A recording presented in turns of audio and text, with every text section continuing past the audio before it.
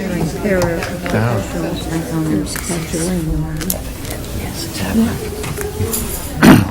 evening, ladies and gentlemen. The hour is 7 o'clock, and as the proud mayor of the lacrosse capital of New Hampshire, I hereby call the Monday, July 25th, 2016 meeting of the Laconia City Council to order. As always, we will begin tonight's meeting with a salute to our American flag. I would ask that you please rise and join Councilor Henry Lippman in reciting the Pledge of Allegiance. I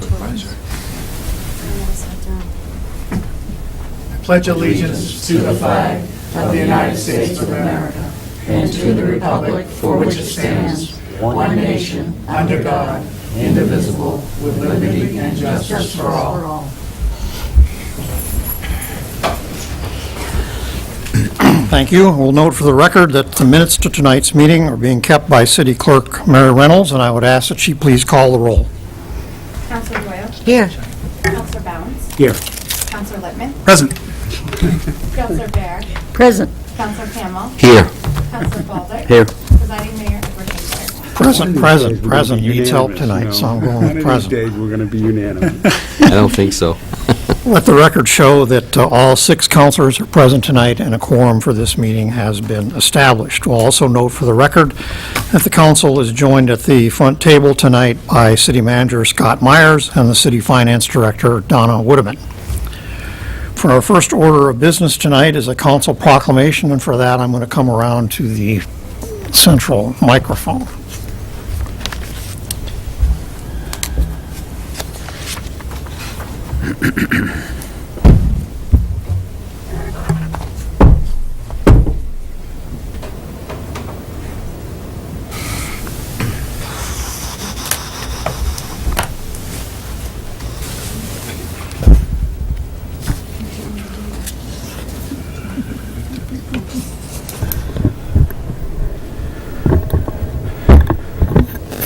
We have the great honor and privilege tonight at the City Council to welcome once again a return visit from the Girls State Championship Division III lacrosse team. Ladies, welcome. Good to see you again. 2 in a row, and we're hoping to make this an annual occasion.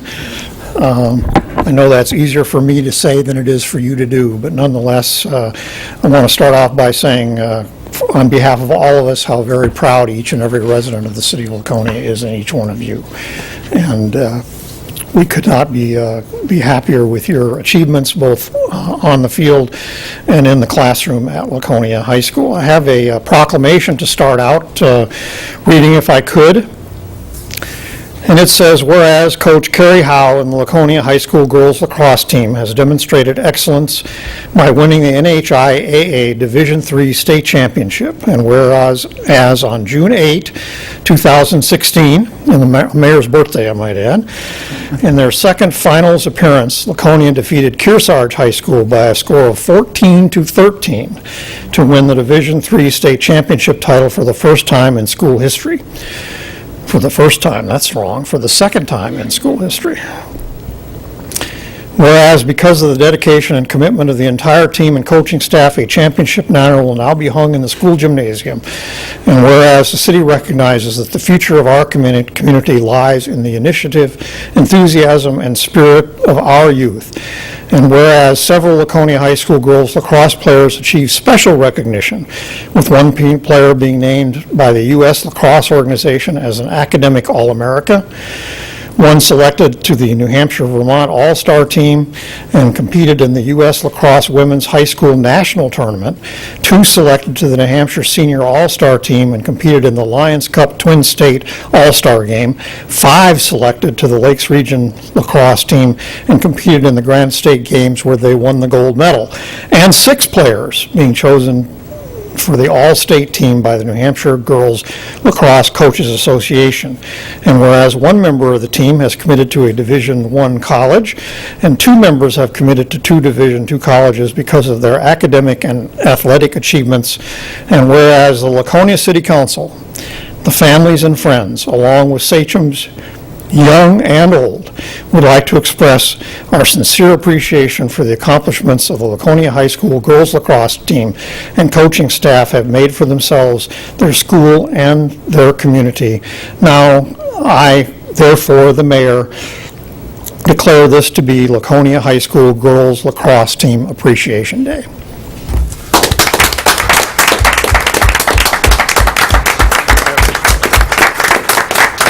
Thank you. I will give this proclamation to Coach Howe. Now, a few notes that are less official. I have my cheat notes with me here. That are less official,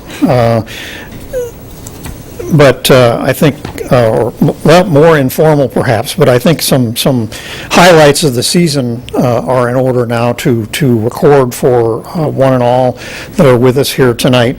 As we said, this is this group of players' second state championship in a row. They finished the season. Coach Howe's team finished the season with a 17-2 season record and the state championship. They finished the regular season, I believe, 14-2, and got a bye in the first round of the state tournament because they were the number one seed based on season record, and then beat Lebanon by a score of 18-3 in the quarterfinal match. And from looking at the record of the season, that 18-3 number was somewhat indicative of a lot of games that Laconia played this year in terms of margin of victory. Things got a lot tougher then, as they often do as you advance in the state tournament. In the semifinals, the Sachems defeated what has become arch rival, I think, Dairyfield School in Manchester by a score of 18-11. And that was the team that had the 2 or 3 year winning streak last year that we beat in the finals, for those of you who remember that. So we beat them twice this year, as I recall. I went to the first game, the one that was played here, and we beat them in that game by about the same margin, as I recall, 4 or 5 goals, I think. And then the girls beat them again in the semifinals, 18-11, with Helen. Is it Helen? Right. Helen scored 7 goals in that game of the 18 Laconia goals. But that got to the finale, and I don't know if the girls were surprised. I guess they would have to answer this, to be facing Kearsarge High School in the finals or not, because earlier in the season we had played Kearsarge here and had beaten them 14-3.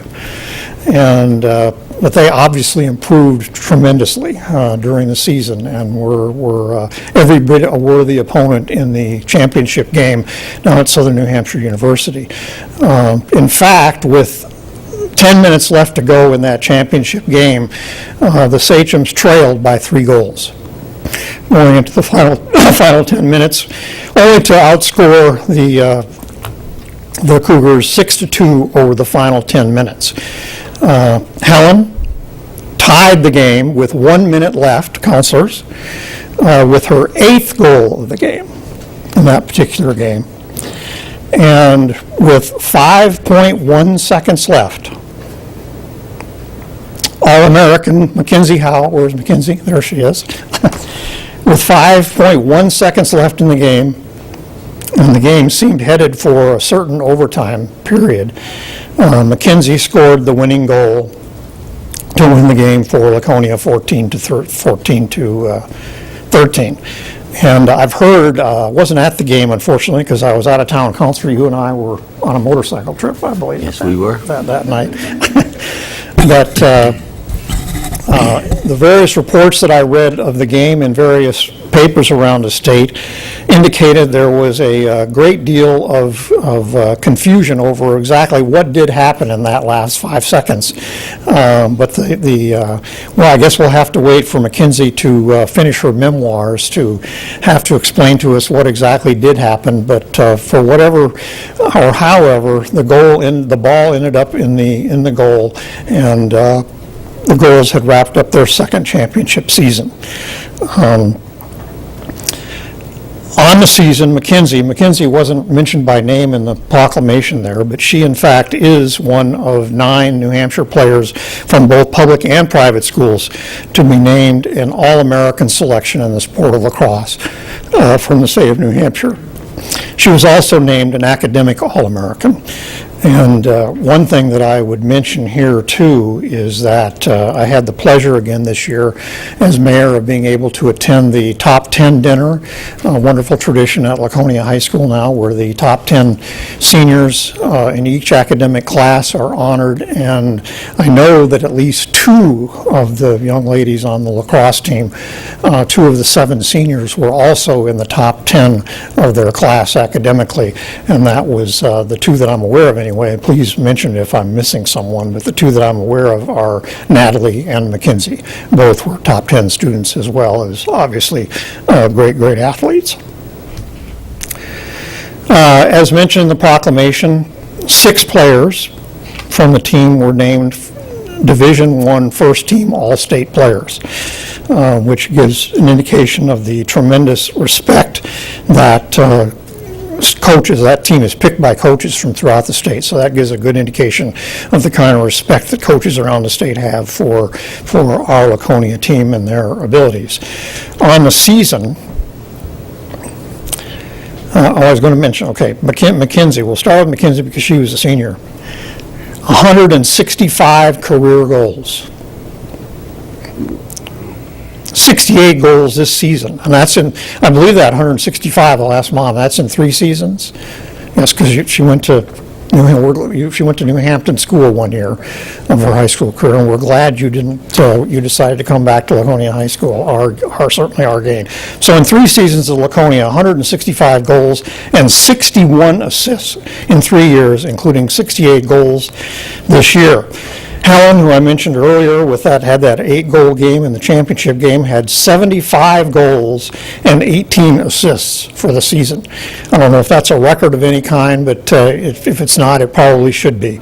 Gabby Smith, 37 goals, and get this, 58 assists. 58 assists in one season from attacker Gabby Smith. On her career, also a senior, 107 goals and 116 assists. Sophomore Rebecca Howe also was named All-State first team. She scored 50 goals and had 15 assists despite missing more than 2 games in the season due to injury. Also named to the All-State team were Abby Kroll on defense and Lindsay. Where's Lindsay? Lindsay was the All-State goalkeeper. Congratulations to Lindsay. So that's just a few of the numbers involved in the accomplishments of these young ladies. And what I'd like to do now, you'll probably remember the drill a little bit from last year, is I have a certificate here to give to each one of you, as well as the coaches and the manager, and I'll call your names, and if you could come up and take this and then join us in this area here, and after everyone's been introduced, we'll have you shake hands with all the members of the City Council and allow them to congratulate you as well.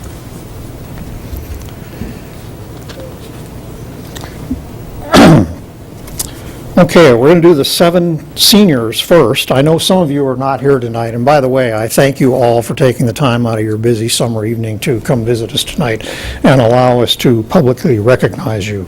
And I realize this is difficult on a summer night with jobs and vacations and whatnot.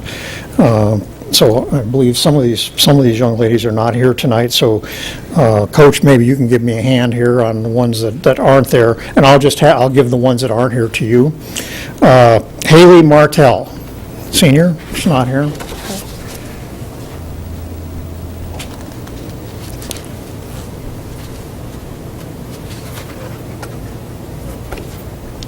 I know Natalie's not here because I recognize Natalie's hair from a block away, I think. I have 2 redheaded children of my own, so I'm particularly fond of the redheads. Congratulations to Natalie. Mia Minor, not here either. Oh, we know where the seniors are. Mackenzie Howe. Congratulations.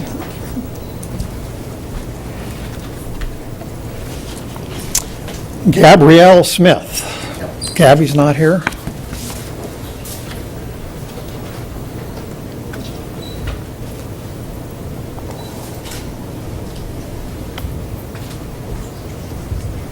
All these things are hard to open. Becky Knur. Hi, Becky. Congratulations. There you go. And Rachel Lowe. Rachel's not here, so we got two. You two are carrying the flame for the senior class.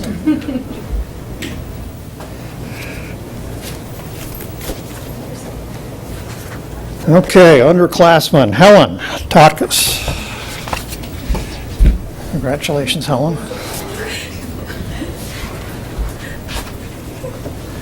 Abigail Crowell. Congratulations.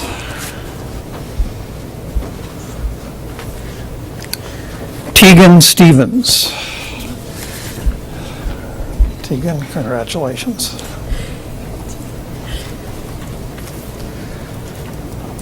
Cheyenne Zappola, not here. Lindsay, we know Lindsay's here. Toronto. Lindsay, congratulations. Great job.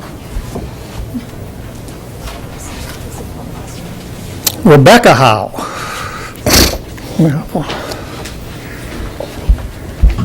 Rebecca, congratulations.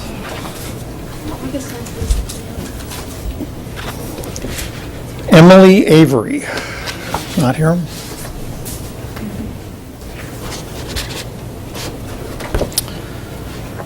Devin Mello. Congratulations, Mello.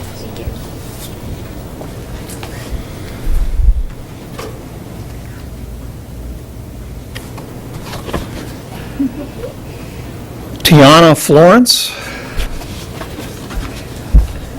Tiana, congratulations.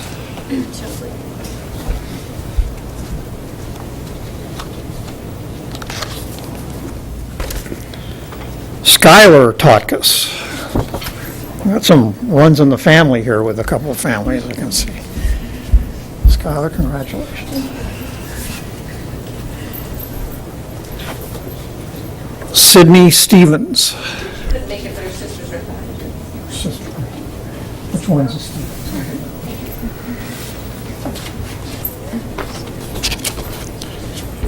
Caitlin Brooks. Caitlin, congratulations. I just have to explain the medals we're all wearing tonight. This is from the NHIA, is that what that is for the championship? Hannah Dow. Congratulations, Hannah.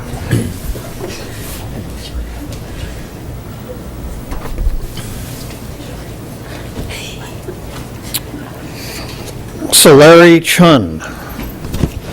Did I pronounce that correctly? Close? Congratulations.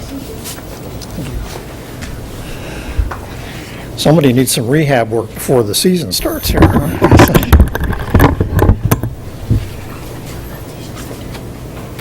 Okay, team manager Amanda Stefanik. Amanda, congratulations. And now, I think, last but not least, we have the coaches. Coach Carrie Howe.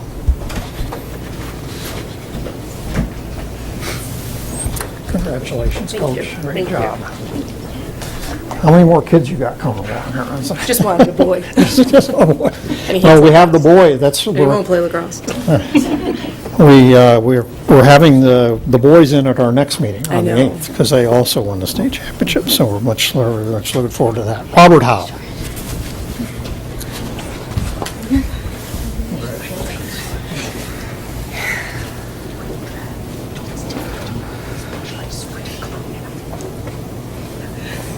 Tony Pederzini. He couldn't make it. He couldn't make it. And Dylan Martell, he couldn't make it either. Okay, lastly, before we we allow the council to congratulate you, we'll take a picture here in a minute. Before we do that, let me just say as a final word here to you seniors, and we have just two of you here tonight. Say to you two seniors, not only congratulations, but you certainly have left your mark. And it's a mark that very few achieve, and you'll both all 7 of you will long be remembered for what you did at Laconia High School. So on behalf of all of us, we thank you. And for you underclassmen, I guess we have, other than congratulations, we have just one thing to say, and that is we'll look forward to seeing you again here next year.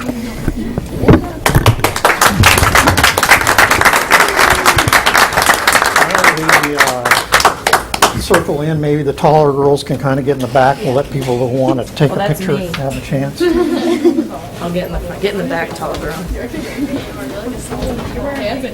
I'll get in the back. Let's move up toward the front a little bit here. I'll sit here.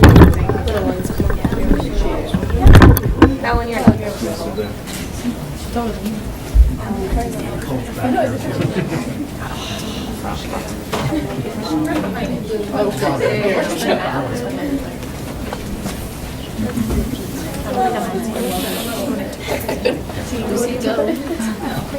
Photographers might want to stand on a chair.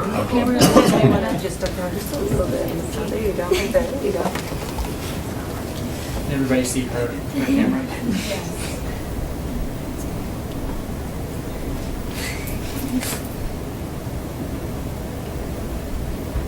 We can give her a stool, I guess.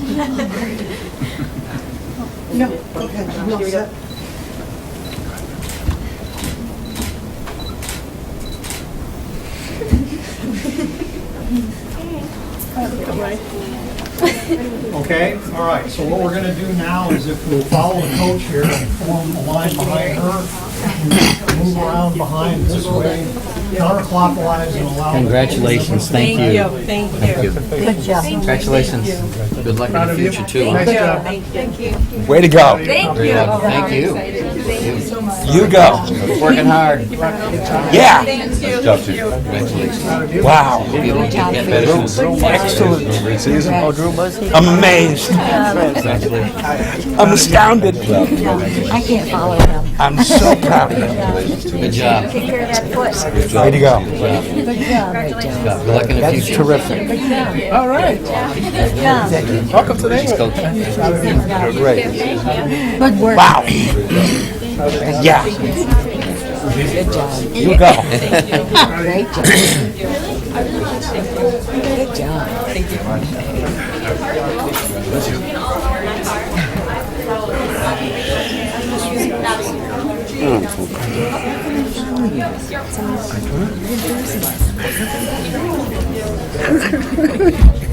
you, coach. Thank you guys. See you. Ed left the paper there. It's Ed's.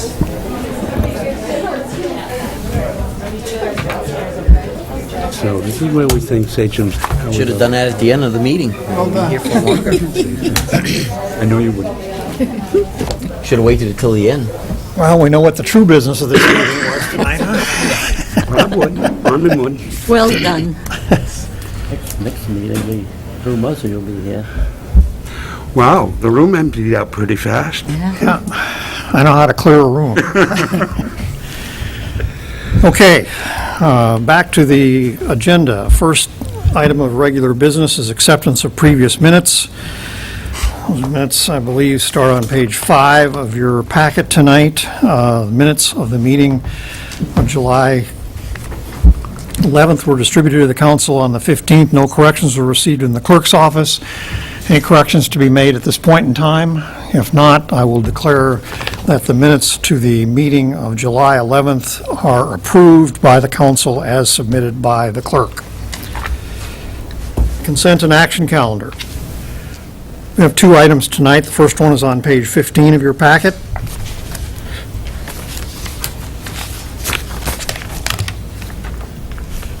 And that is a temporary traffic order for Community Blood Drive being sponsored by Penny Patu Travel.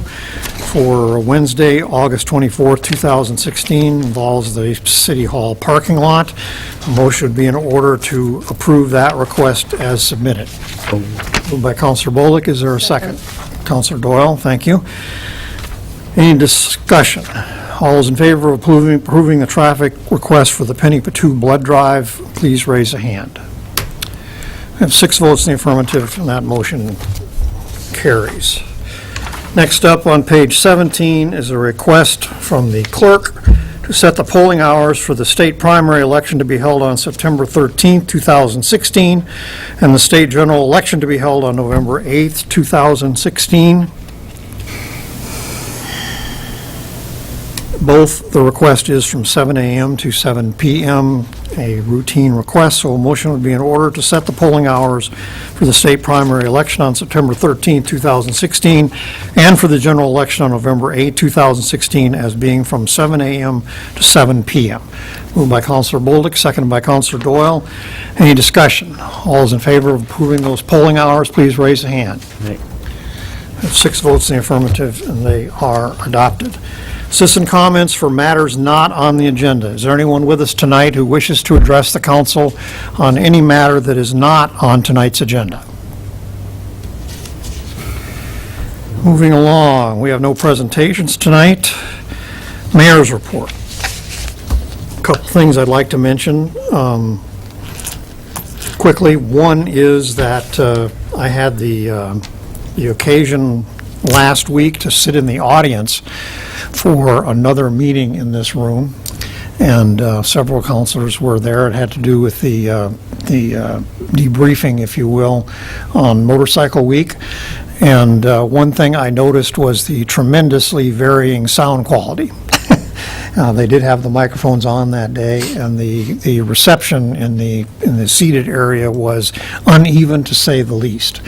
And so I would encourage, I think the city manager and I talked about possibly doing some testing on the mics to make sure they're all calibrated properly, that's not the reason. But I think the number one reason is if the speaker is not pretty close, and I'm, 4 or 5 inches here, to the microphone, it's might as well not be on. So I would ask the councilors to remind occasionally to bring the microphones up within a comfortable distance of them when they're speaking, and that would be appreciated. Last thing I would mention is at our next meeting on August 8th, on the agenda that night is going to be a proposal for amendments to zoning ordinances in the commercial resort area. I will refresh your memory that back in the winter months, we had sent out a group of letters to property owners in the Weirs area and whatnot, and we had set aside each meeting for like 4 meetings in a row, I believe, a special time for people to come in and comment to the city council on zoning matters in the commercial resort area, which is largely the Weirs Beach area of the city, or is the Weirs Beach area of the city. We did have some feedback, some promising feedback in writing or over the phone from several property owners, none of whom, or maybe one of whom, actually followed through with a letter or a physical appearance before the council. But, and then I think toward the end of that process in the month of March, one night we had a presentation. I will remind you of where the vacant land of significance in the city that is now zoned commercial lies. And it was pretty obvious from that map that was distributed that night that almost 100% of the available tracts in the city that are currently zoned commercial lie on or along Route 3 and into Cott Street East in the Weirs Beach area of the city. So, and we also had a discussion that night about the imbalance that we currently have in Laconia between the residential property tax base and the commercial tax base, with the residential base carrying more than its traditional share of the load in the city of Laconia because of a lack of commercial property tax base. So I'm going to bring forward a rather detailed proposal at our next meeting that I hope will be a starting point for, and I stress starting point, for a thorough discussion, not only at the council level, but at the planning board level and at the zoning task force level, for a discussion of possible zoning changes and amendments to the zoning ordinance with regard to the commercial residential district. So I'll give you a heads up on that, and the printed material that will go along with that will be distributed with your packet prior to the meeting, so you'll be able to review that prior to the meeting. So I take it it's your intent to put these proposals on the table for discussion and then put them out to the task force and the zoning board and the planning board for this? Yes, my intent would be to put them on the table at this point in time for council consideration with the expectation and understanding or hope that the council would accept them as presented or accept them with appropriate amendments, and then forward them on to the planning board for the planning board's review and comment. Okay. And then if the planning board wants to hold a public hearing, that'd be great. If the planning board wants to forward it to the zoning task force for them to hold a hearing or whatever, that'd be great too. At some point, they would come back to the council. Well, it's certainly a way to get the discussion going. Right. Thank you. You bet.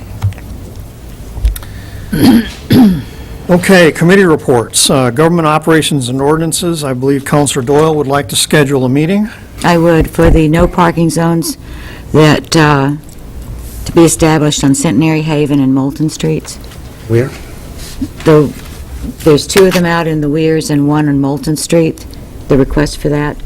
If we could we do that at 6 o'clock on the 8th? Before the next 6 o'clock meeting? on the 8th.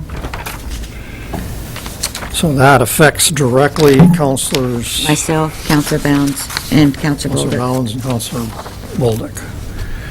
Is that all right with you all to meet at 6 o'clock on the, is that enough staff time to Absolutely. get ready what you need to get ready? We have these in your agenda packet a month or 6 weeks ago, and they were referred to the Government Ops Committee Okay. for this type of discussion. All right, without objection then, on the recommendation of Councilor Doyle, we will schedule a meeting of the Government Operations and Ordinances Committee for August 8th at 6 p.m. in this room to take up item D, request for no parking zones to be established on 3 public streets, Centenary Avenue and Haven Avenue at Weirs Beach and Moulton Street near Lakeport Square. Any other committee business tonight? Any liaison reports? The only report I would have was just to refer you to the city manager's recap of where we're at with the master plan. I think you captured it pretty well in your report, so.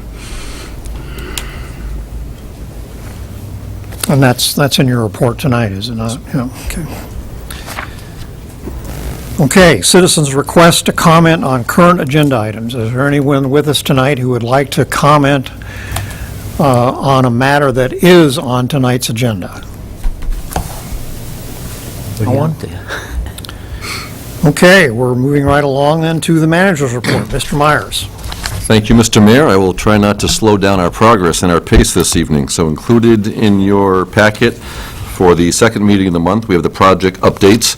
We're in full swing with construction season, including a very significant project that involved the water department, drainage, and a full reclamation of the road on Holman Street, Ashwood Circle, and into part of Linwood.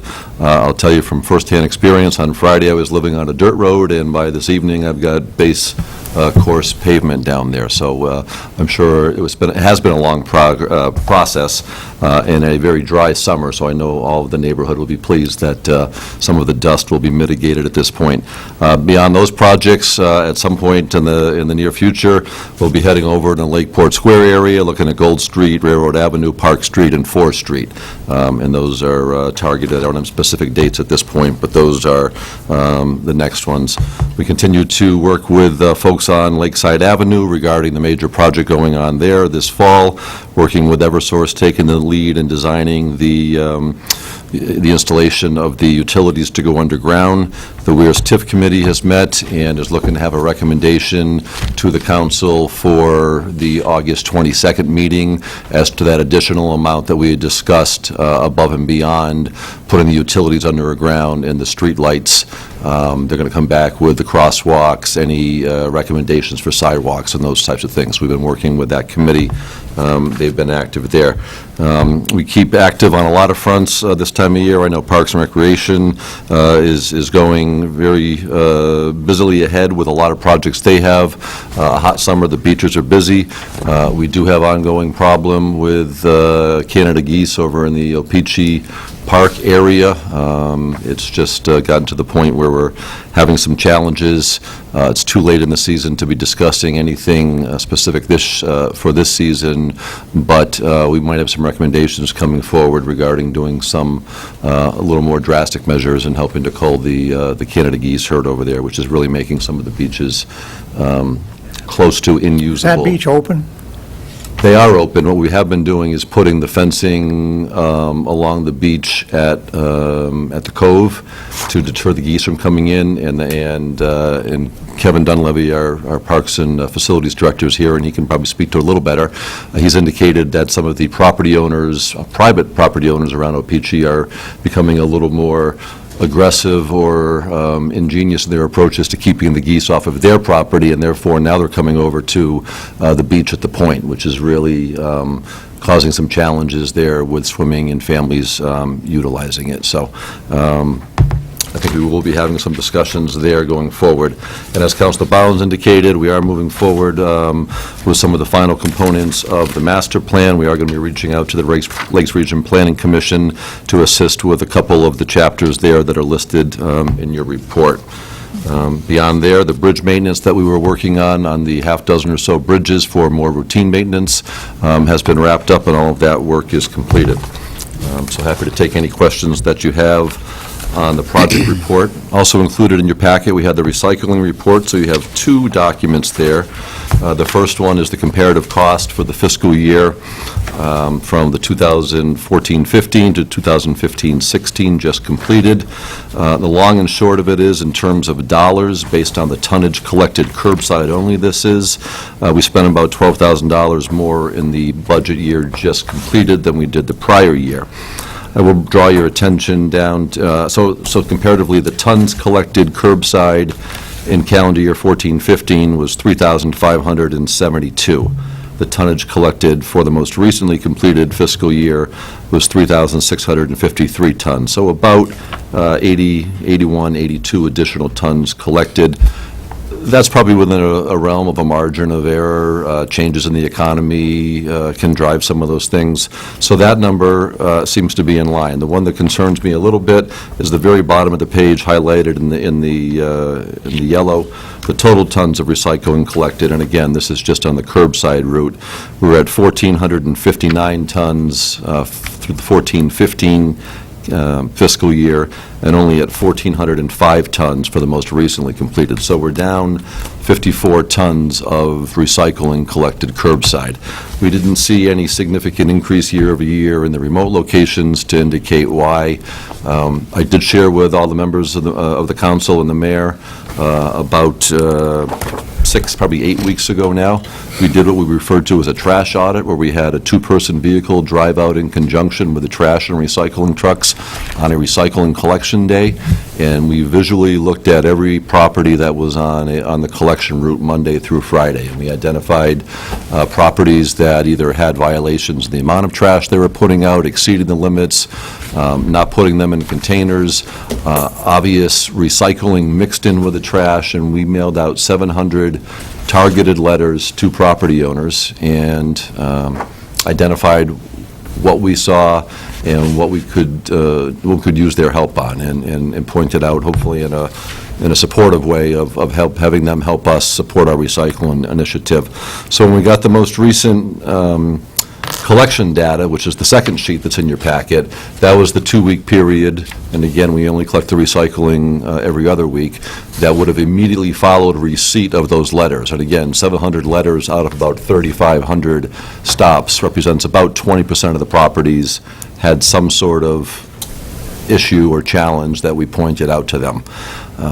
I was really hoping to see a nice bounce after 700 letters went out to either, see some corrective action there, and, unfortunately, we were still hanging in that 22-23% area for collection, and when you compare it to the bottom of the page of that same period, a year ago, we were lower than that.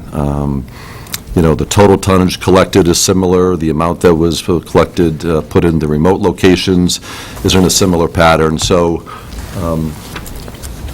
what we are going to do, and I indicated this to all of you in an email, is we're going to work with our trash collection crews with Casella and really start doing a stronger enforcement, if you will, on the route, where those employees have the ability to tag trash on the spot, mark down what the violation was, and in some cases, the reason why the trash was not picked up that day. Obviously, we're open to ideas. I know we've been advertising this and touting this, and the newspapers locally have done a great job reporting it. Nancy Brown out of my office does a great job compiling the information, putting it in the links, but we seem to be stuck at that level. And I know it's not where the council wants it to be. I know it's not where I want it to be. But we've kind of seemed like we've peaked and then some. So other than doing some more stringent enforcement, I don't have any magic answers for you tonight on the recycling. So. Questions for the man? Councilor Libin. Go ahead. A suggestion without a lot of specificity at this point is, I think, sort of our approach with like Motorcycle Week of having a dedicated fund for it to go to a purpose. I think, we talked about how reducing our solid waste costs, translates to the budget, but maybe if we could produce something more tangible with the increase in recycling activity that might get people more engaged in doing it. I guess we've solved the ban problem as an example, but if there was a cause that people could get behind, maybe that might make people think about recycling more regularly, about that it's actually doing something, because when you take the savings here, it really does allows us to do some things in our budget that we otherwise wouldn't be able to do. Yeah. I mean, on a positive note, if you look back in your budget books and look at the 5 or 6 years when we have the actual solid waste costs that are identified, and again, that's the cost of not only collection, but staffing the transfer station, staffing the brush locations in the seasons, hauling the materials down to Pennacook, and then paying the tipping fee for disposal. If you look back in the 2009, 10, 11 range, without opening the book and boring you with the details, the actuals were around 1.7 million. The last couple of years, we've stabilized and we're in the 1.575 million range. So it hasn't escalated, so we've made the reductions, and we certainly have put a lot of effort into this from where we were even when I first came on with the city. And as you recall, in that time frame, we were having to pay-as-you-throw discussions going back in the forum over at the middle school and different things. So no one's saying we need to be going there, but I'm just saying, for a dollar drop, we have dropped from $1.7 million and change actual down to the high $1.5 million. But again, I think as Councilor Libin put it, we're literally throwing some money away that could be put to better use here in the city. And I know I ask my staff to come up with ideas and be creative, and we do it within the buildings, and they probably get sick of hearing me harp on it, probably every other staff meeting that we have. But we really do need to find some ways to do this, because in these days of challenging revenues, which is the next report in your packet, this really could be some found money. Easy pickings, if it were. Councilor Bear. What it comes down to right now is that we never have enforced those that aren't, putting it out. You said at that meeting a month or so ago that this was the first time we had sent out and tracked it and sent out letters to try to force it. So we should have been enforcing this from day one. And one of the things that I came across was that Mr. Zager from Reading, Mass., who said that you put your rubbish out and in your trash bin, and then you have a recycling. If the recycling one is not out, you don't pick up the trash. And And he and followed, it- he fo- gets, I think he got up to 35%. Yeah, and he followed up with me after the story that ran in the local paper, and I don't dismiss that at all. The challenge is, our recycling is only collected curbside every other week. So, and we have the four remote locations, and a number of people do use those, and some of those properties have the stickers on their trash barrels saying that I'm a remote recycler. So I think if we didn't have the remote locations available, and I'm not saying we should get rid of them, and we did recycling every week, that would be a very easy, obvious pull-up, But and if as you I don't see recall, the cost of recycling. recycling every week was going to be like $90,000. It was almost going to double it, and we weren't. What would you save? And the expectation was that we would not see a doubling in the recycling, because there's plenty of people who recycle religiously Yeah. and can make it work and put it out 2 weeks, or some that go to the remote. So I think the convenience for some of maybe, well, my recycling bin was full, and now I'm going to throw the rest in the trash. Yeah. We might see a 30 or 40 or 50% pickup from where we are on the recycling numbers, and that's what the experts had said. They said Well, if if your you recycling doubled your numbers go pickup, up, your trash goes down. it goes down, but we also have the other flat rate cost of another $90,000 or $100,000. I think the number was a couple years ago to add a second, to add a Well, then recycling every week. Probably enforcement and Right. fining people. So That's the this was the most aggressive approach, to go out and specifically target properties, and they went on every stop on the trash route, and we mailed out 700 letters. And we know who those letters went out to, and we know what the infraction was. Was it too much trash? Right now, a single-family residence is allowed 2 30-gallon containers. Did somebody have, 4 30-gallon barrels out there? So we noted that. Not picking it up just because they don't have recycling out is challenging for the reasons that I outlined. So we are going to be more aggressive with the enforcement and the visual and putting the stickers on it. And obviously, the council's been very supportive of staff decisions and not picking it up, and we certainly would need you all to be supportive in the future if we make some of those tough decisions, because nobody likes to come home and find out that their trash is still sitting there and didn't get picked up because they were in violation for something. So. Counselor Bounds, did you? Couple of questions. In terms of just costs, what did that effort that we targeted all week of identifying households that were having issues, what was the cost for that? We used staff time, so we used Dan Saltmarsh, who left the office, and we brought in temporary help to cover there during the week, and we used one of our DPW crew men who was already, his salary was built in, but he was dedicated to the vehicle, and that person we used was Tyler Smith, and I think some of you know Tyler, and he used to work for Bestway and drive the route, so we were really fortunate to have, the knowledge of those two people, but Tyler in particular, who knew the routes and kind of knows and senses what's normal for a certain type of property. So I think we had the right people. So we covered some temporary staff time to help cover the office, then we compiled the letters and did the mailing.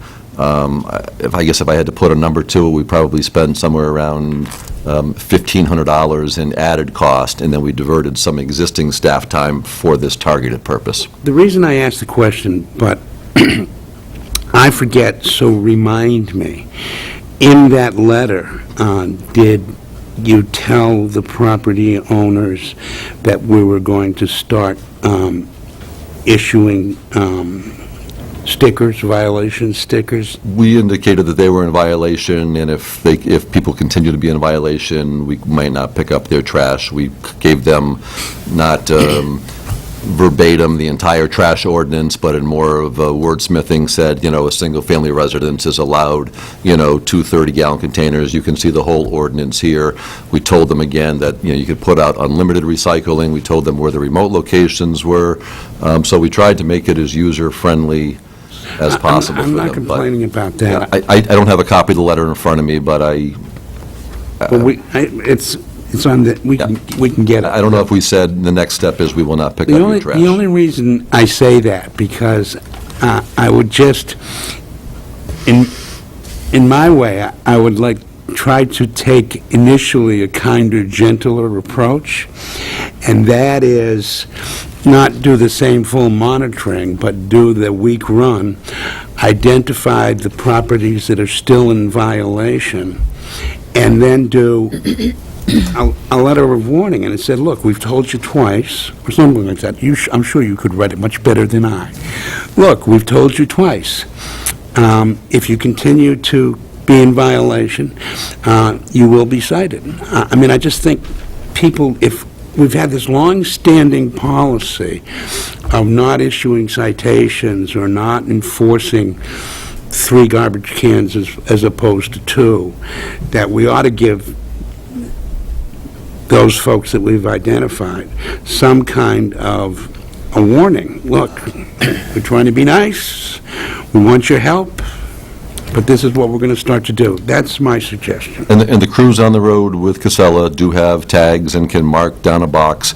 They can choose to take the trash and still leave kind of that second warning, if you will, on the spot. That's And again, as I stress to all of you, we're going to use some common sense. It's not going to be so black and white that, you know, we're making everybody unhappy, but we're going to continue to push it a little bit. okay. Counselor Bolduc. Yes, the problem I see in Lakeport is that when it's behind the police, the fire station, that collector there, I mean, the guy that comes and empties that comes around 9 or 10 o'clock in the morning. These people are going to work and they're just coming by and just throwing those bags because there's no more room in the dumpster.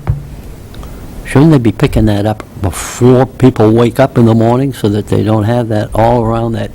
I mean, he can't even, when that guy comes, he can't even get to that dumpster. He has to get out and move all of them bags out of the way and all of the trash that they throw there. We need to take it when the transfer station's open, and obviously that's open during the normal hours.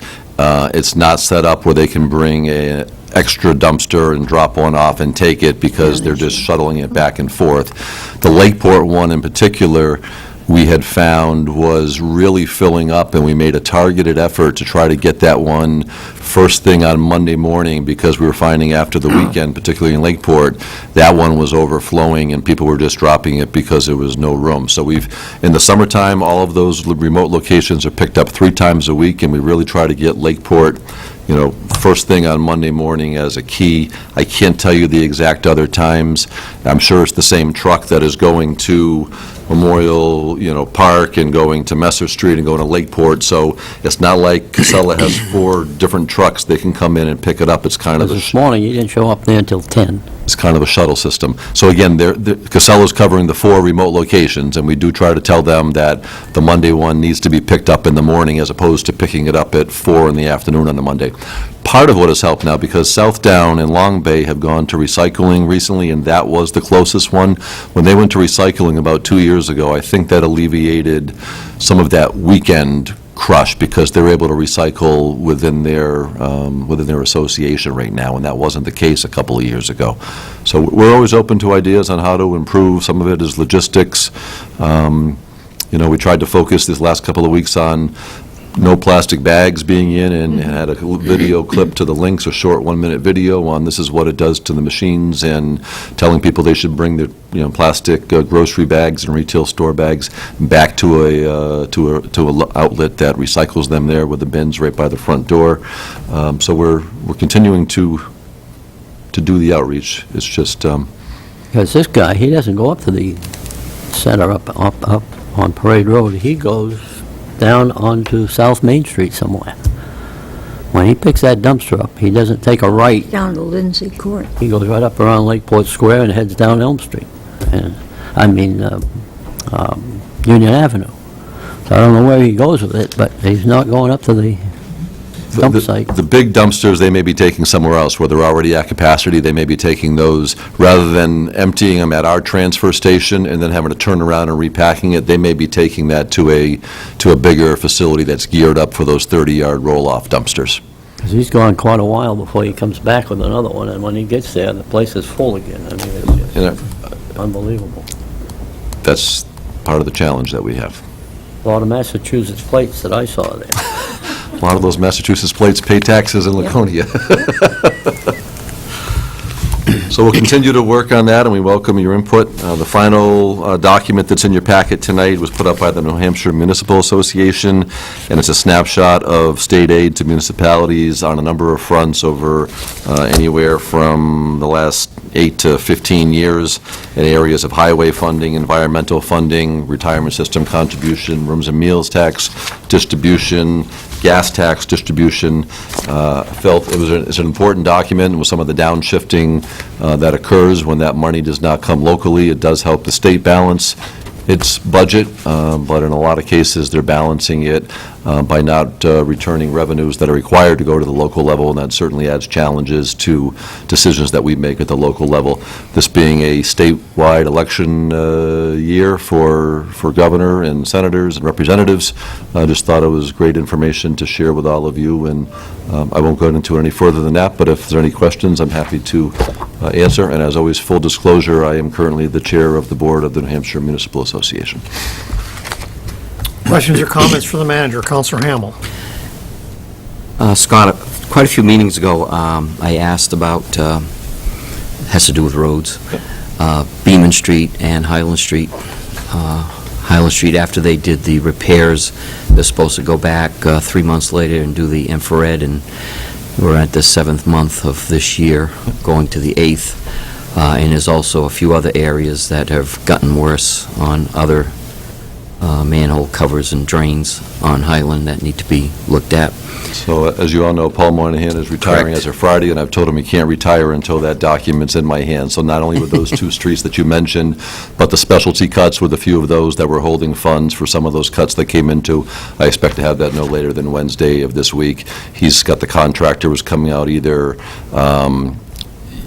today or tomorrow. I was over at Public Works this afternoon, and it's something that we'll be doing with an outside vendor besides Busby. These would be the infrared and a specialty type person. So he's got the vendor coming in, going to the specific sites and putting together the time frame, and I will have that, I believe, by Wednesday and get you all a copy of that. Okay, what about the other ones that possibly might need to be repaired under with the contractor? I think he's looking at those other streets you just mentioned as well. So. And the one that was repaired by the city where the zip ties weren't put on the pipes properly or not at all, that we repaired it. Is there any discussion with the contractor on that? I'm looking to have that by Wednesday as well. All of those are rolled into one. Great. Thank you, Scott. All right.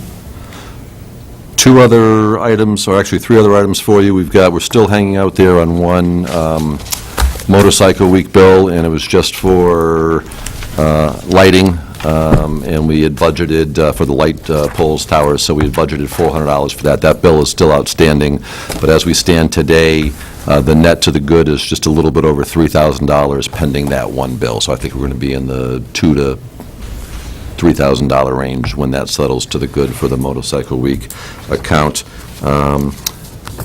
I've reappointed, I guess I haven't reappointed, I've appointed Ed Balboni to be an alternate to the Board of Assessors. Ed was a regular member for a number of years and has a strong background in assessing and appraisal in his career. He let his term lapse about a year or so ago because he's spending a significant number of time in Florida for the winters and couldn't make the meetings as a regular. We do have a couple of openings for alternates, so I approached him, at least for the months that he's up here, which is pretty much spring through fall. I think the board can certainly benefit from his years of experience and assisting with Deb being on as the assessor now. So Ed's agreed to come back on to the board as an alternate member, which will still allow him to be away for the winter time. So I'm sharing that with you tonight. And then one final note, I know I copied you all in an email this morning. I have hired a Public Works director who will be starting with the city on August 15th. His name is Wesley Anderson. He goes by Wes, and he has a long background in public works arena. He was career military for about 25 years, I believe, retired as a lieutenant colonel, oversaw several military installations in the public works end of it for a number of years. When he left the military, he was the public works director in a village in Illinois. A village name was Lombard. little dissimilar from what we think of a village around here, a few hundred people. This was a village of 44,000 people, so a very good-sized community. He was also the Public Works Director in Greenville, North Carolina, which is a population of 80-something thousand, and for the last 4 years or so, he has been the Director of Fleet Maintenance for the City of Manchester, overseeing a crew of about 27 people, and maintaining 500 vehicles, give or take, for the City of Manchester. So he is wrapping up with Manchester, and he'll be starting with us in a few weeks, and we'll certainly introduce him to you once he's here. He is a Laconia resident, so that is exciting as well, that he is local and lives with us and works with us and everything else, and will be close for any of the weather-related challenges that we might have during the various times of the year. So excited to have him on board, and as I mentioned, Paul Moynihan is retiring. Great service to the city. This is his last week, and he is certainly well-deserved of his retirement. So, and with that'll wrap up my report for this evening. Any final questions or comments for the manager? Okay, we'll move on to new business. Call your attention to page 43 in your packet. First item of new business is the first reading of Resolution 2016-20, which is printed on page 44. Relative to authorizing the city manager to accept and expend grants on behalf of the city from the Justice Assistance Grant, JAG, in conjunction with the Belknap County Sheriff's Department. The total of the amount of the grant is $15,714, with the city's share being $14,550. The grant does not require a municipal or county match and is earmarked for the purchase of police firearms. And tonight, the request is that we schedule a public hearing for August 8, 2016, during the regular city council meeting relative to the acceptance of this grant. So moved. And I see the police chief in our audience tonight. Chief, you want to give us a briefing on what this grant is for and how it came to be? Sure, if you'd like me to. So this is, like you said, good evening, everybody. This is a JAG grant for urban patrol rifles, for 15 of them. We currently have 21 of them, so that'll give us a total of 36. The idea was to try to equip all the frontline officers, supervisors, and detectives with the rifles. What's an urban patrol rifle? You had to ask, didn't you? Well, these are Colt M4 rifles, and I can be more than happy to give you a copy of this.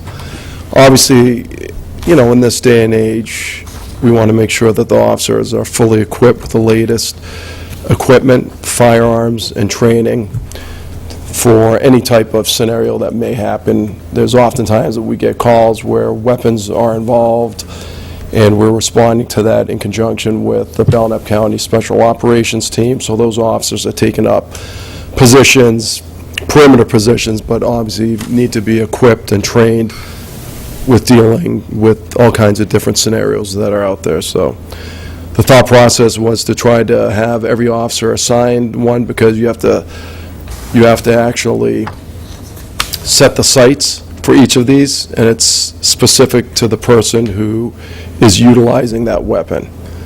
So this way, the sight can be set for that person. It does not have to be changed. They're responsible for that weapon, and that is theirs when they go out on patrol. Happy to take any questions if you have any. So explain, for the sake of the public here, this grant would be used to purchase 15 Colt M4 15 with accompanying pieces of equipment, slings, magazines, flashlight mount, flashlight on the rifle, etc. And how many similar weapons do we have now, did you say? 21. 21. So it'll give us a total of 36. Each sworn officer would have Each one of sworn, those weapons. that is correct, as well as the frontline supervisors and detectives. So we have 41 authorized full-time positions. So command staff would not have it, so lieutenant, captain, myself, everybody else would have them. And these would be kept in an armory, presumably? That's correct, at the police department where the other rifles are now, locked and secured. And would be checked out on an as-needed basis, or per shift, or how? Per shift. Per shift. Right now, those who are certified to utilize these weapons bring them out every shift. And where do they go? They're mounted within the cruiser. So they're within the cabin itself? That's, I believe so, and when I said that, I stopped for a second, because I'm not, we used to do that, we may have it in the trunk, but I can find out. It's in the cruiser itself. Either in the cabin or in the trunk? That's correct. Obviously for easy access for a situation. Oftentimes we'll respond to a call maybe with a gun or a barricaded subject, Country Club Road, for example, and the officers will respond to the staging area, and then they'll suit up with their ballistic helmets, the ballistic vests, and then those who are assigned the rifles will have those as well. So this is for the rifles you have now, this is a matter of routine procedure now in terms of checking them out and That's correct, absolutely. having them with you? Right, we're going to have to do some training, get those who are not certified with the rifles certified, but these, yes, we've had them now for quite some time and have been utilizing them on a daily basis and shooting them at the firing range and things like that, so. Counselor Bounds? How long have you been operating with these 21 rifles? I want to say probably just over a year. Scott, do you remember when year and a half, something like that? I think it was 18 months, give or take, yeah, 16, 18 months. And was it a matter of finances that when you first started using these, that you made the request for 21 because you just couldn't get to 36? That's correct. Okay. Any other questions for the chief while we have him? Thank you. Thank you. Okay, the resolution I noted is on page 44. And the first motion that'd be in order tonight would be to waive the reading of Resolution 2016-20 in its entirety tonight and to read by title only. Someone care to make that motion? Counselor Bear, seconded by Counselor Bolduc. Any discussion of waiving the reading? All those in favor, please raise a hand. Any opposed? I see all 6 hands, I think. The motion carries by a 6-0 vote. Okay. So we'll read the resolution on first reading by title only. A motion in order would be to move a first reading of Resolution 2016-20 relative to authorizing the city manager to accept and expend grants on behalf of the city from the Justice Assistant Grant, or JAG, in conjunction with the Belknap County Sheriff's Department. The total amount of the grant is $15,714, with the city's share being $14,550. The grant does not require a municipal or county match and is earmarked for the purchase of police firearms, as so noted. And the last part of the motion is a request to schedule a public hearing on August 8, 2016, during the regular council meeting relative to the acceptance of this grant. May I have that motion, please? Councilor Bolduc, seconded by Councilor Bear. Any discussion? All those in favor of approving this resolution on first reading and scheduling a public hearing, please raise a hand. We have 6 votes in the affirmative, and that motion carries. Thank you. Page 49.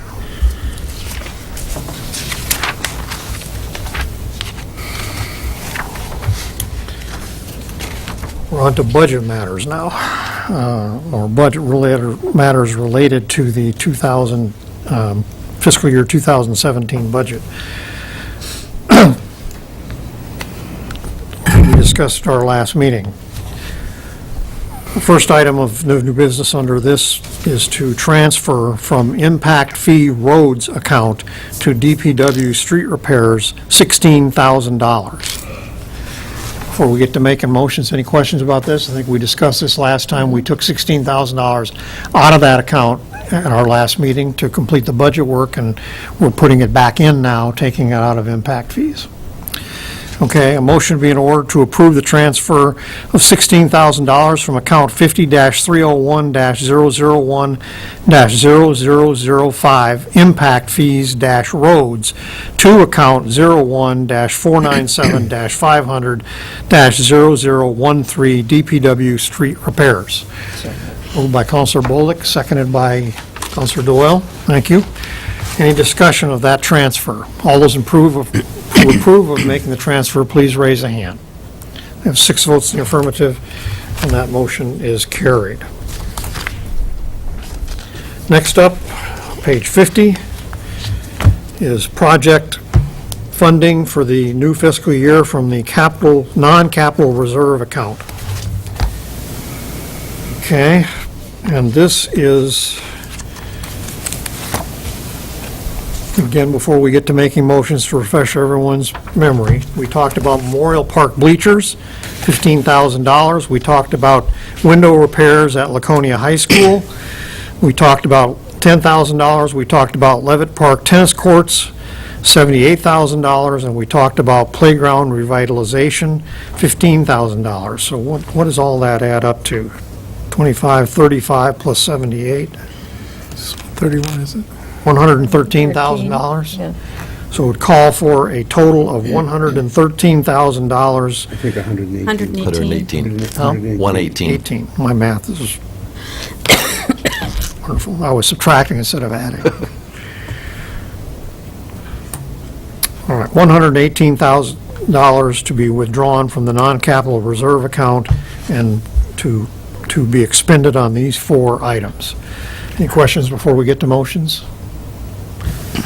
Okay, motion be in order then to take $118,000 from the non-capital reserve account and purchase with it, 1, Memorial Park bleachers in an amount not to exceed $15,000. I believe that's for the softball field. 2, LHS window repairs, an amount not to exceed $10,000. 3, Levitt Park tennis courts, an amount not to exceed $78,000. That's revitalization work. And 4, playground revitalization, an amount not to exceed $15,000. Anyone care to make that motion? Counselor Doyle makes that motion, seconded by Counselor Bolduc. Any discussion of that transfer? Counselor Hamel. Yes, on the, I'd like to add to your motion on the LHS windows, that the $10,000 goes along with the idea that the bid that was done on those windows to begin with will remain the same. Whatever it cost to do those windows originally through the contractor. So are we literally buying windows with this? No, it's window repair, It's repair. yes. They've Okay. already done roughly $25,000. So the understanding is that this would be done at a previously bid price, Correct. repair work. That's, yes. Okay. All right, so refresh my memory, Counselor Bolduc made the motion, and who seconded it? Counselor Doyle, seconded by Counselor Bolduc. I'm sorry, Counselor I'm okay Doyle with made it. the motion. Would you accept that as a friendly amendment? Yep. Would you accept that? All right, so we're going to call that a friendly amendment then. Does clerk have that language? So that would be item 2, LHS window repairs in an amount not to exceed $10,000, provided the work is done at the previously agreed-to bid price. That's right. Correct? Correct. Okay, everybody got that? That's an additional stipulation to the second item. Okay, any further discussion?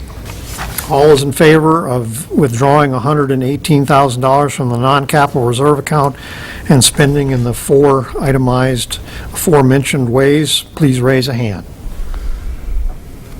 Any opposed? 6 votes in the affirmative, and that motion carries. Thank you, Counselor Lippman. Question for the manager, Donna. With respect to the Levitt Park, is that something we'll be able to accomplish before the end of this summer season? We would definitely go out to bid on it. We believe that probably a lot of the tennis court and basketball work happens in the spring and summer, so we're hopeful of being a small project. It will get completed this fall, would be the hope to it. It'll be one of those things, we'll get it done in the fall, and then we'll shut it down for winter, but it should be ready to go for the springtime. So, yeah, we think it's small enough, and we should be able to find a contractor to come in and do that. We should alert the Tennis Association. I can't remember what its official name is, what the organization that gives the free tennis lessons Lake Region Tennis Association. that are currently doing it at Memorial Park, I believe, that those courts would be available For future, yeah. next summer. Sure, we will let them know, yep. And that they could take advantage of if they wanted to. Okay, item 4, page 51, is a request to schedule a public hearing on August 8th regarding a community development block grant project to report on the progress of the Granite State Children's Alliance Child Advocacy Center planning study for the property at 95 Water Street. And for an explanation of this, I'll recognize the city manager. Thank you, Mr. Mayor. So this is just a requirement of the planning grant that the Children's Alliance Child Advocacy Center had applied for. They were looking to develop a model building layout with the appropriate agencies and nonprofit entities there to be able to support children who are in need of this type of advocacy, which are usually some very serious issues within a home life. And I know Chief Adams and Laconia Police Department have been involved in them, so they're kind of looking to create a model for a more efficient operation and be able to expand that statewide. So we had already applied, the council had approved, that applied for the planning grant that was received. This is just a condition of that grant to have an update and an opportunity for any member of the public to come down and speak. In this case, where it is a planning study grant, we really aren't impacting any residents or those types of issues with what might be going on, so I'm not expecting that we would have a huge turnout for people coming to do that, but it is a requirement of a CDBG planning grant, so it's the step that we're required to take. So refresh our memory on what the original grant was. That was to buy the building? No, it was just strictly to do a more of an efficiency layout study and determine which appropriate agencies and partners should be housed in one location in order to better support the child and his or her family as they're going through a very difficult situation. Or what the amount of that grant was? I think the planning grants are not to exceed, it's either $12,000 or $15,000, and those are, I won't say an endless supply, but those are out there. When you apply for the larger grants, those are typically up to $500,000. So this was just that study grant in order to model a center for efficiency. So this is to report what they found? It's an intermediate step. It's really meant for a member of the public to come in and say, I've been displaced by a construction project or efficiencies going on. If you could, Laconia Housing Authority has gotten a couple of the larger grants, one to refurbish the Stafford House and update the utilities and the kitchens and the efficiencies and the heating system in there. They would have had to have held a similar type of hearing partway through as to our residents' concerns being addressed. Is anybody being displaced? Is anybody being forced to move? And those types of things. It's a similar requirement to the planning grant, but where this grant is just more of a study for an efficiency and a future business model, if you will. So we're going to have a really long line of people waiting to You're going to have a very short line of people because no one has really been impacted, but it is a requirement to the process. Okay. All right, a motion would be in order to schedule a public hearing on August 8, 2016 during the regularly scheduled council meeting, which begins at 7 p.m. regarding a community development block grant project to report on the progress of the Granite State Children's Alliance Child Advocacy Center planning study for the building at 95 Water Street. Can I have that motion, please? Councilor Bolduc, seconded by Councilor Hamel. Any discussion? All those in favor of scheduling that public hearing, please raise a hand. 6 votes in the affirmative, and that hearing has been scheduled. Oh, now we get to the fun one. Yeah, I wish we could do these on bank. We got to do it single, one by one, right? Page 53.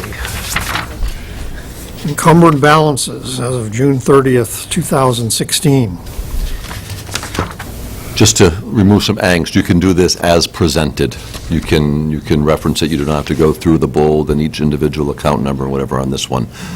I can just say as presented. As presented. and We we're done. had done an initial posting of these about 4 or 6 weeks ago of anticipated numbers, and the only thing that has changed, nothing has changed in the amounts of increase. The only one that hasn't changed is we added under the Sewer. sanitary sewer, the sanitary sewer ones, which are on page 57 of your document. The infiltration and inflow study. The INI, infiltration and inflow study, was the only new one that we've added into there. So that's actually on page 58 in the amount of $24,000. But everything else was noticed in your agenda packets, and so you can just do as presented with this one. It's almost like it's a second reading of it. Merry Christmas. There you go. Okay, council have any questions or comments about any of these items before we get to a motion?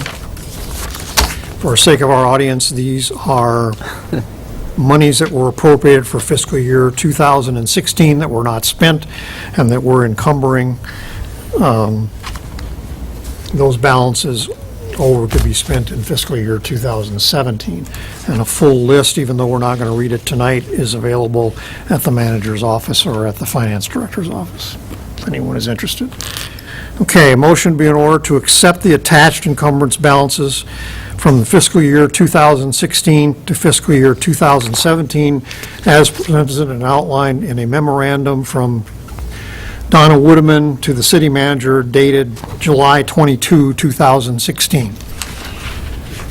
That motion, Councilor Doyle, seconded by Councilor Bounds. Any discussion of that motion? All's in favor of these encumbrances, please raise a hand. There's 6 votes in the affirmative, and that motion carries. Thank you. Scott. Finally, a review, I'm sorry, yes. Well, just, not a question on whether we should do it, just on the Public Works winter maintenance monies. So in terms of our total spend on roads that we're going to do in 2016-17 budget, is that an addition, or is that does that cover what we expected to spend? That covers what we expected, so the 1.5 was within the budget. I was hoping to get that to 1.6 as a standalone in the general fund. Wasn't able to fit in, so I'll back up. We had 1.4 in the budget we just completed. The hope was to get up to 1.6. With the challenges of putting the budget together, I was only able to get to the 1.5. This 100,000 out of the winter maintenance gets us to the spending level of 1.6 that we had targeted. So that's what we'll actually be spending in. Part of it this construction season, and part of it we carry over until the spring, so we've got some money to start projects post-winter. On the other ones, that interests me is just on the sidewalks, the monies there. Is that in addition to what we already, I guess my similar question on that money? So we Are we banking that to do We a try to larger do a certain amount of sidewalk money every year, along with, guardrail and fence posts and retaining walls and those types of things. So this is targeted, in most cases, if we're doing a complete reconstruct of a street, we're doing the sidewalk at the same time. We are trying to do some match that we're working with what was used to be called the Safe Routes to School grant. I was looking for Kevin to be my safety net, but he's left. But it used to be called the Safe Routes to School grant, and that was called the TAP grant, which I think stands for Transportation Alternative Program, or program. So that's that $500,000 grant that Shanna Saunders had been before you on, and it ties in with some in-kind sidewalk we're already doing. But this was going to be targeting areas over on Opeachy Street, around by the middle school, where the sidewalk kind of blends in with the pavement, and we're looking to do the lift. This was on one of the streets, Councilor Hamel, if you can help me out, up towards Woodland Heights School. Winter that Street We're looking to do it. and Stevens. It was doing the Union Avenue stretch here that we haven't done, so, kind of right out in the back of City Hall if you go across the river. And then the city's in-kind contribution, we were able to use some of the credit for the Riverwalk, which is being done with the River's Edge program, as well as what we've committed to in a few segments. So some of those sidewalk monies tie in with our local share in order to access the grant as well comprehensively. So some of it rebuild, some of it will be for new ones, but it's a combination of needs around the city. Anything else?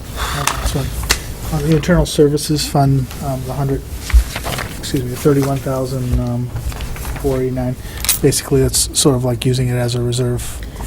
If you remember, we had talked about financing $1 million. We didn't end up buying the million. We only, I think, it was 580, Right. 520. So this is, we've been carrying forward any interest that we weren't paying for, so in case we end up buying other equipment, or if the bond has not been paid for and the debt is still there, we would have this money in reserve. Okay. Anything else? No? Thank you. Okay, we're on to item 6, final item under new business tonight, and it is stated on your agenda as a review of the parking committee makeup. And obviously, this is a continuation of our ongoing conversation about planning for downtown parking. And to refresh the city council's memory, as Councilor Bear did in writing a few months ago, back in April, the city council already formed a parking committee back in 2012. And I believe on 2 separate occasions, this topic of conversation that committee was directed toward was the parking spaces along New Salem Street at the rear of the train station, or that block between North Main Street and Pleasant Street. Specifically, the issue there was how many, if any, of those parking spaces should be time-limited as opposed to unlimited parking. And that was a specific issue. And the people who were on that committee included Councilor Bear, Andy Patterson, who at the time represented the Laconia Clinic, one of the 2 major employers in that area, and he's no longer associated with the clinic. It also included Bob Sawyer from Sawyer's Jewelry. It included Chris Santinello, who is the Executive Director of Lakes Region Community Services, who's the other major employer in that area. And it included John Moriarty, the President of the Main Street Initiative. And staff-wise, it included, at the time, our Planning Director, Shanna Saunders, and the City Manager. So we have talked about getting this or another or an expanded, or however you want to say that, committee back together again to look at all of the issues related to parking in the downtown area, both near and long-term. And so that's the subject, and I don't believe anybody has, that I'm aware of, has brought a specific proposal. I did draft a little language, a couple sentences, just to get us off ground zero if need be, but I won't put it on the floor at first in case someone else has an idea that they wish to go into. Not my intent to try to dictate something here.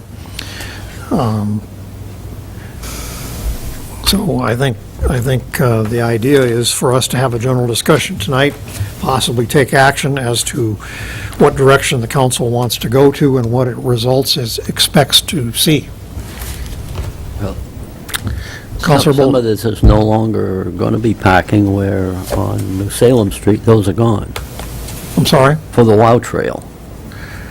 Well, the parking spaces on the far side of Pleasant Street, south side, Yeah. are going to be gone. Okay. But I don't even think those parking spaces were of issue. The parking spaces that were at issue the last time were the ones between Pleasant Street and Main Street, Pleasant, Right behind the train station. behind the train station.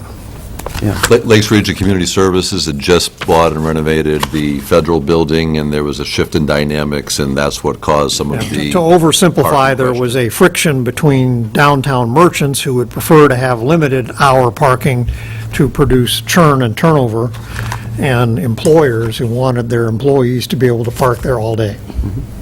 And so a compromise was, in effect, achieved to split the baby and make it basically half and half, I think, wasn't it? that has nothing to do with the ones on New Salem Street. It did not. Those are gone now, so. Yeah. The other thing that was discussed was the parking on, is it Harvard? Harvard Street, we eliminated a No. few on-street Because spaces. Yes. the new employer, all they're people were They were parking on parking along Harvard. Harvard and Street there, which is causing very narrow, problems yes. with the clinic trying to We outlawed egress. parking on Harvard Street, Right. on-street parking. Yes.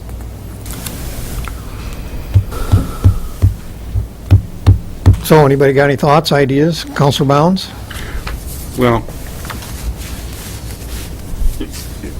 my concern is, first, I think when we address the issue, okay, I'm stretched out here. Let me get closer to you. Give them a lapel one. When we address the issue of my proposal to build a new garage, there was some reservations that were expressed at the city council that perhaps we didn't need a new garage at all to replace the existing failed garage. And, you know, in my view, it's, I'm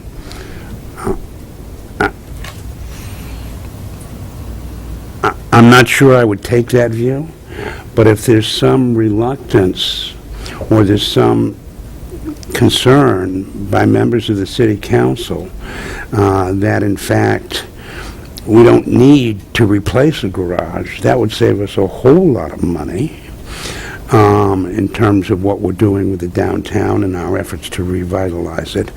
So we ought to direct at least some effort for, and I know they can do this, for an analysis of, assuming we don't use the old garage at all, what's the need, given our projected new theater, our projected needs, what's the need for a parking garage in downtown Laconia?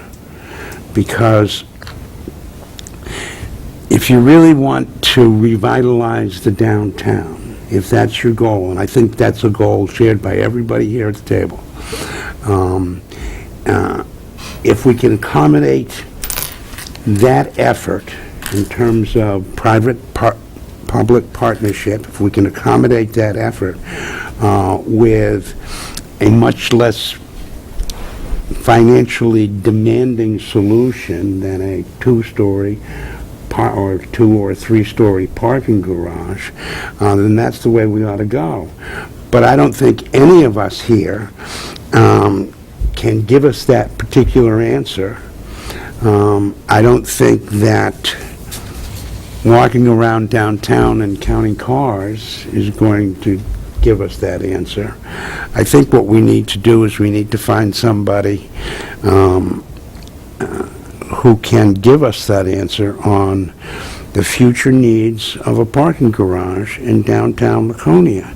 Because when I started this whole parking garage idea, I did it on the premise from the very first meeting that we were going to need to do something to the downtown parking garage.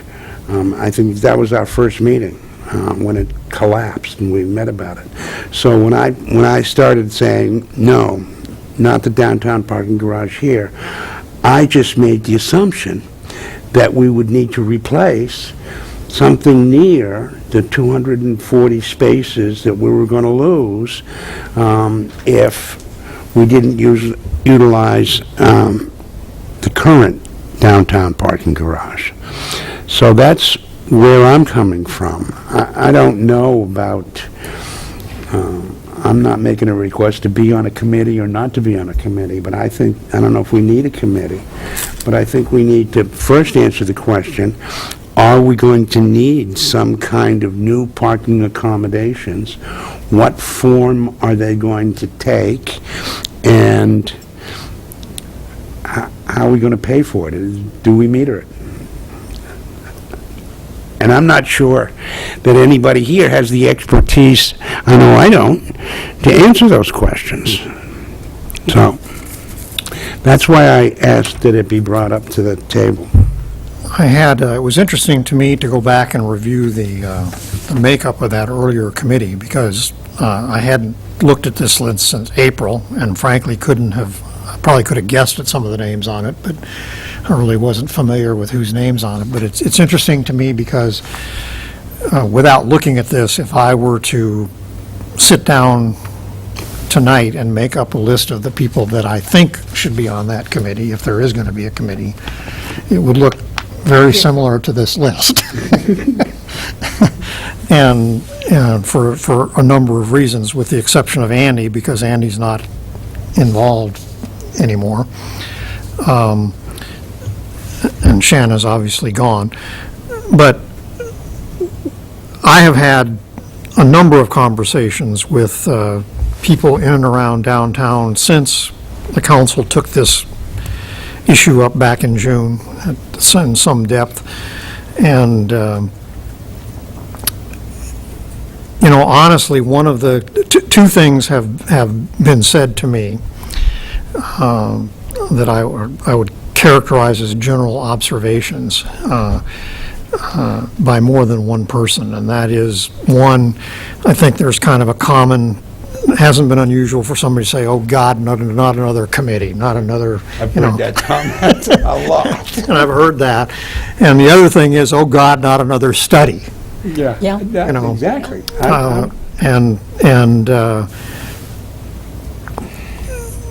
Last week, I had a conversation standing on Main Street with Robert Sawyer, who's one of the names on this list. And he was definitely in the category of, oh, God, not another study. I would characterize that. But what he did say was that the first thing from his point of view that really needs to happen is people need to sit down and talk all this through and out. And he doesn't believe that conversation has been had. And it's been had certainly around the council table to some extent, but talking about people in and around the downtown area to sit down and talk this out, and all its related issues, including traffic patterns, you name it. They're all related directly or indirectly to the parking situation. I think we heard from the public testimony we've taken on this issue in the last couple of months, we've heard any number of different points of view as to how critical it is. Some saying, I think we all very well remember Miles Chase from the bicycle shop saying that, what's considered a parking crisis in downtown Laconia at the moment is I can't park right in front of the store I want to go into, so therefore there's not enough parking. And you hear that a lot, that's really what it's about. nature, yeah. Not so much as there aren't enough spaces, it's they're just not right exactly in front of the store that I want to stop at necessarily, that sort of thing. So, I do find the research that John Moriarty, who's another name on this list, has done in the past few months to be very interesting. Certainly new to me in terms of someone actually counting the spaces and counting the number of cars that are parked in downtown at a given time period and whatnot, different times of the week, different times of the day. I find that very interesting. I'm sure the staff at City Council, including the two people at the table tonight, could offer opinions as to how hard or easy it is to park in the city parking lot at different times of day and different days of the week, as well as in the parking garage. So I think having that conversation can't hurt as a starting point before we, I guess I'm kind of coming down on the side of the last thing we need to do immediately is have $30,000 burning a hole in our pocket and just say, well, we just need to hire somebody to tell us what to do. I think the information some of this information can just come from ourselves, in effect, and having that conversation. And if we get to the point, and I suspect we will get to that point, where we're in over our heads, then we have some money set aside to call in some experts to give us some advice, not so much to study the problem, but to quantify it for us and tell us what the solution might be. In other words, if I can tell an expert that I've got X number of square feet of occupied space now, and this is what it's used for and when, how many parking spaces do I need to have by standardized models to be able to accommodate that? How close do they need to be? That's a big issue. Et cetera, et cetera. I would be in the dark on that, and I think most of us, all of us would be in the dark on that. And there certainly are people who specialize in that sort of thing. One of the thoughts that occurs to me, and this came up during the WOW Trail planning exercise that we had here just a couple of months ago in terms of that phasing for the route for Phase 2 and the issue of the parking spaces, is that the city at one time actually built a surface parking lot on the ground where the police station is now located. And there are remnants of that parking lot still out in that field there. And so somebody, whenever that was done 30 years ago, 40 years ago, thought that this was a great idea and we were solving a downtown parking problem to put an asphalt parking lot out in that field out there. And the only thing that ever showed up there, from anything I've been able to find out, is weeds. For what Laconia needed at the time, it served no purpose, and therefore it didn't get used. And eventually, we just built a police station there instead. Don't get me wrong, because I love it when you do that to me. Good thing she's here. I'm not asking that we rush out and get a study done. I'm asking that we hash this out in terms of what it is we want to do, and then figure it out from there. I'm not looking to fund for a study. I'm saying I think it's probably going to be inevitable, but there's enough, not disagreement, but there's enough that hasn't been discussed that we can hash out that with the council, with the committee, with whatever, and see where we're at. So I'm not disagreeing with you, Mr. Mayor. Councilor Bear. Well, your earlier remark was you didn't think we needed a committee, that they wouldn't be able to do anything. A good committee, the people that are in that committee, they will go out and look for the answers. They may not have them, but it's their responsibility to find the people that do have the answers. I don't say that you could solve it, but I think that the makeup of the committee should probably, I'd like to see somebody from the police department as a member of the committee to represent the traffic kind of situations that might pop up. Parking meters has been a sore subject with some, but it's also been a good one. The police department is only ticketing cars in July and August, and the revenue in July and August is terrific. The rest of the year, we don't get any. Should we be doing something with the parking, and is meters the answer? There's a lot of things out there. We had a letter this week from the owner of the Holy Grail, who is objecting to 2-hour parking.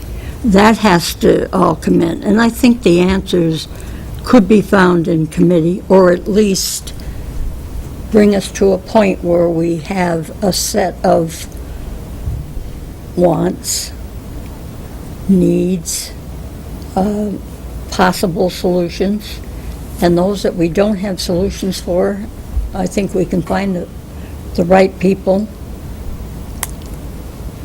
But I would like to see the makeup of that committee, include somebody from the police department, possibly Public Works, I don't know. I know we have downtown included, which it should be. As a counselor, I represent the downtown ward, or half of it. The other half is Henry. You could choose either one. But I do think that the longer we put it off, the longer there's no solution. Councilor Hamel. think since I've been sitting on the council, we've probably had at least 3 that I can remember, maybe more, parking space studies and downtown studies. There is no more new parking spaces that have appeared over all that time. Are those studies that are sitting on a shelf somewhere? I don't know. That we also did one, I know the planning department did one about the flow of traffic downtown. We paid somebody to come. They two-way traffic here, redesign all the intersections and all this stuff. And I know there was at least a couple that were done. Now, I think John Moriarty probably was the one that initiated them, possibly. My suggestion would be, instead of forming a committee right now, I like the idea about the police, but I would ask the president of the Downtown Business Association, whatever they're called, is maybe John. That's John. Yeah. Yep, take the lead and get a meeting with all the downtown merchants and let them have a discussion. First. They got the skin in the game of downtown and all that there. Let them come up with some ideas, thoughts, the 2-hour, all day, how we would divide it or whatever. But I think the police should be included in that. And then let them come up with some ideas and bring it back to the council, and then maybe at that point, let's form a committee to get to the hashing out of what we need to do downtown. I just think, in my mind, it's a better way to go, is let them deal with it, because they're there, they know their business hours, they know when people come in, the busy parts of the day. Well, and I think that's, in effect, what Bob Sawyer was saying. I would start with downtown. And the other thing is, we really don't know how many more parking spaces we might need for the Colonial. Maybe what we have is enough. It's going to be open at night, not so much during the day, I would think. So most of the businesses will probably be closed, other than a few restaurants, some of the restaurants. I don't know.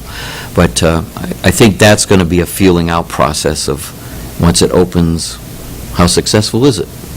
Maybe we'll need to build a parking garage. I don't know. But I think we ought to let them hash it out, the businesses downtown first, and John can come back to us and kind of give an overall report of the whole thing, and What's the framework of that? well, I mean, it shouldn't be that long. 2-3 months. I mean, I don't think it's anything that's going to be... Oh, he's not talking about time, right? Here. Yeah, I'm talking about how you get the downtown together. Well, that's, Discuss- they have meetings, I think, Well, don't the they? downtown initiative could be the, Okay. Main Street initiative could be the gathering force, so to speak. Okay. Right. Sponsoring force. Councilor Lippman?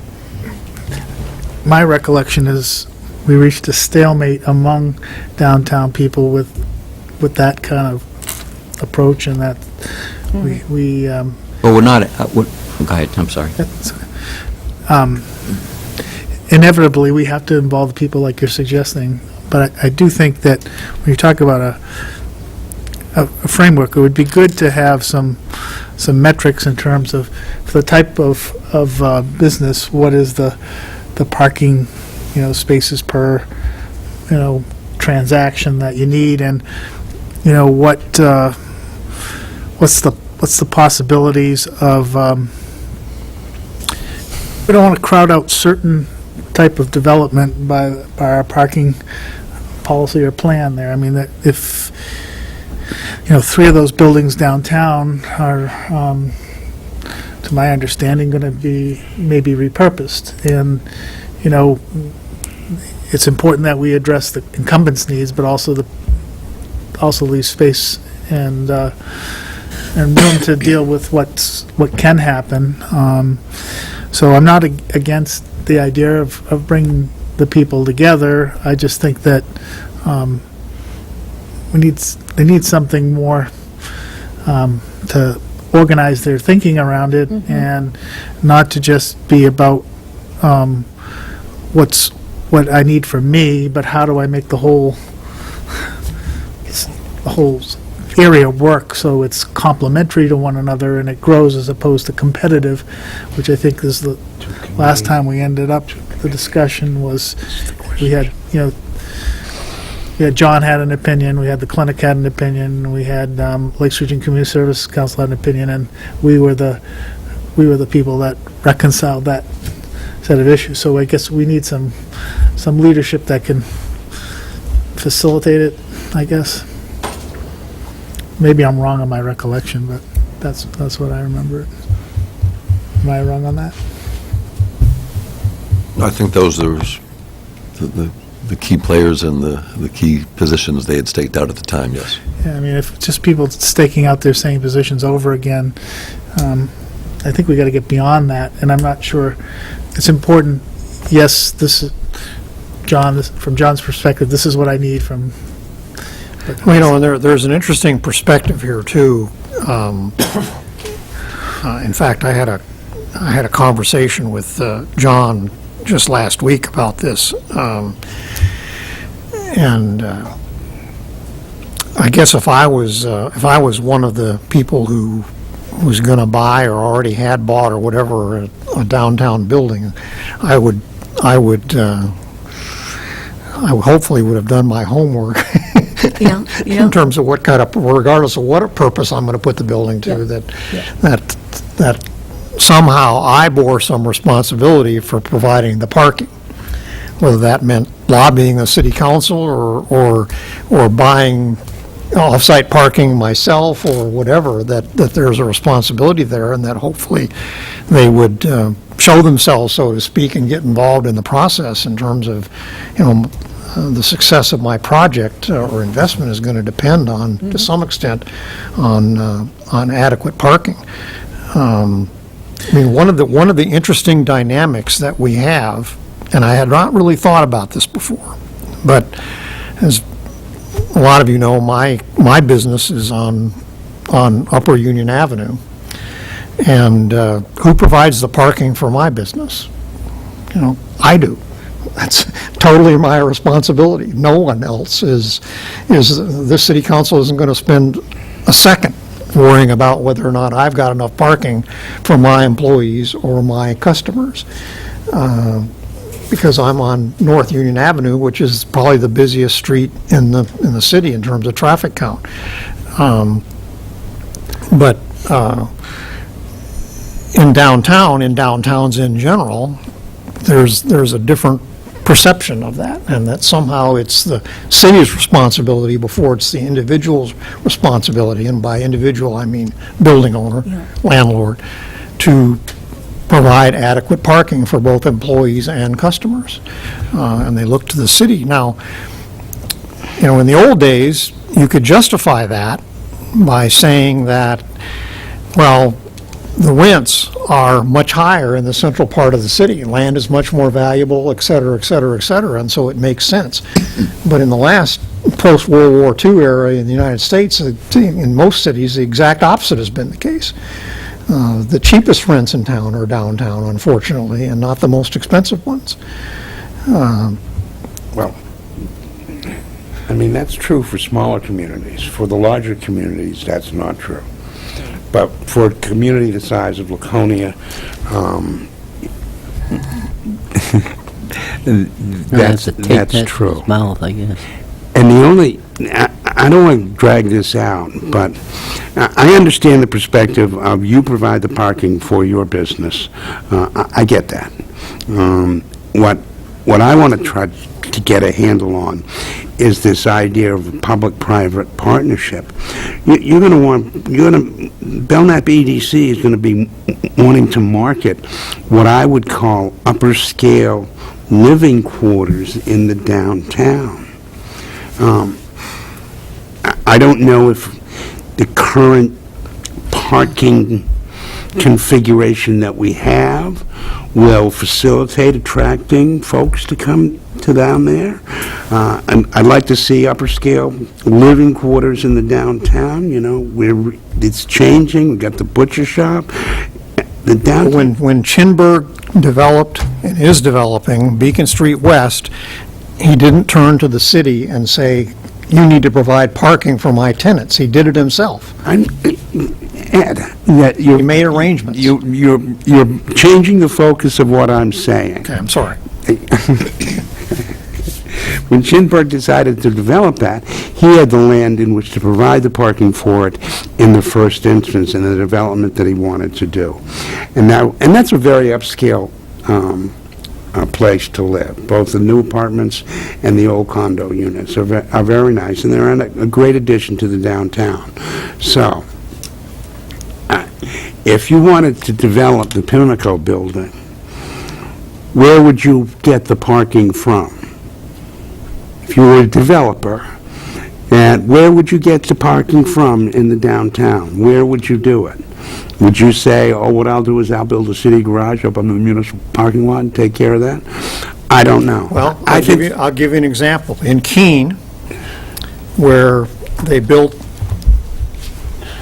a series of the Development Corporation developed a series of expensive condominiums, I mean 300,000-plus condominiums on Railroad Avenue, in conjunction with the Marriott Hotel development. There were several new buildings built there about 100 yards off of Main Street, okay? So we're going to try to sell condos in downtown Keene for $400,000 apiece. Where are the tenants going to park? And they were dealing with a tight site.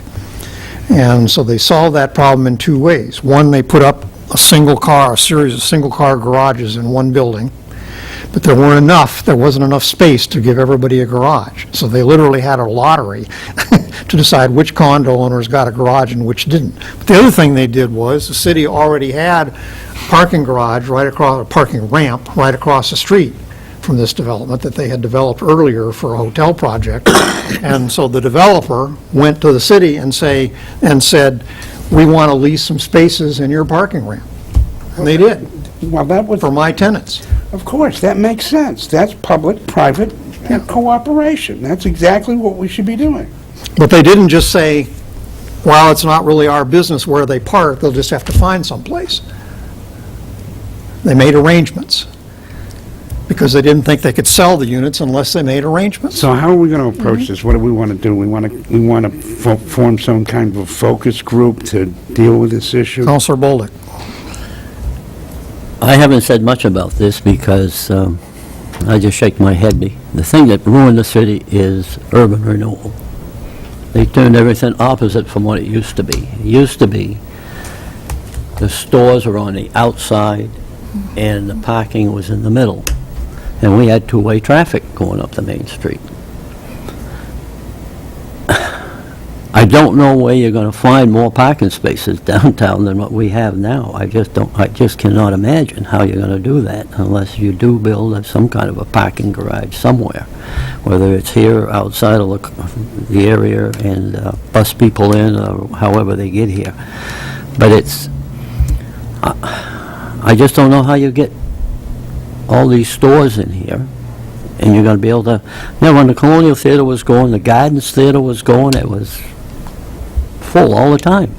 There was never a problem with parking, because you would park anywhere you could on the main street. You had parking on both sides. All of the buildings are on the outside instead of in the middle the way they are, and you can't see what the stores are offering because you're driving around the back side of all of them.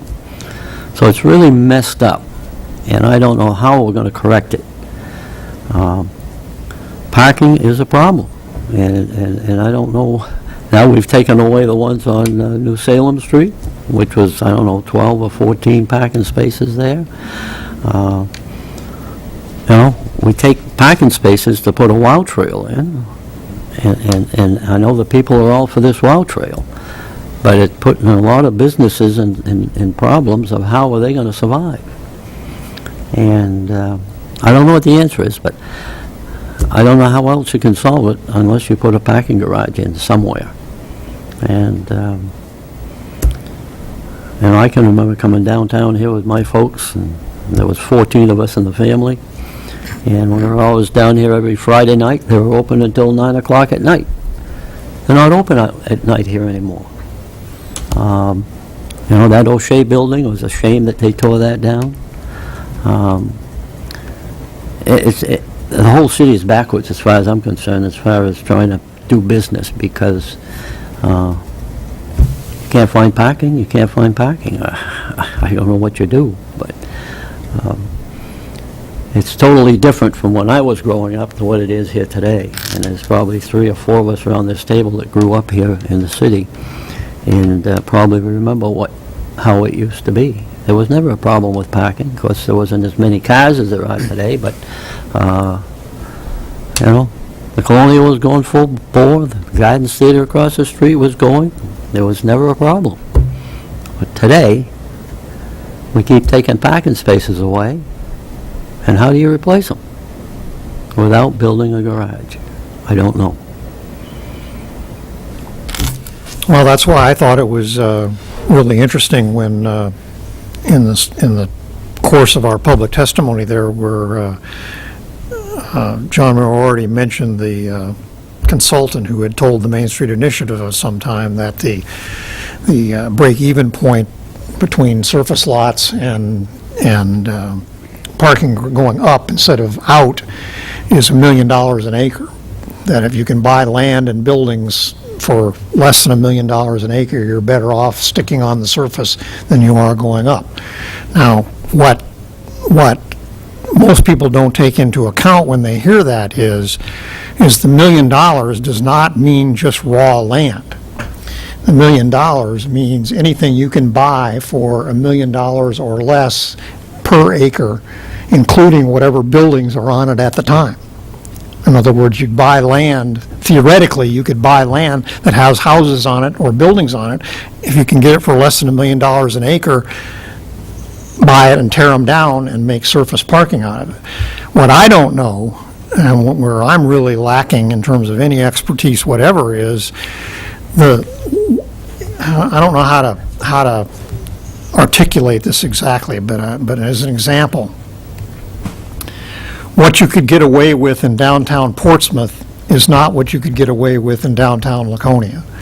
There's already such a demand for people wanting to get into downtown Portsmouth that you could make them almost do anything, and they would do it. Walk half mile, whatever. You know, you can do that if you really have high demand for wanting to get to that place.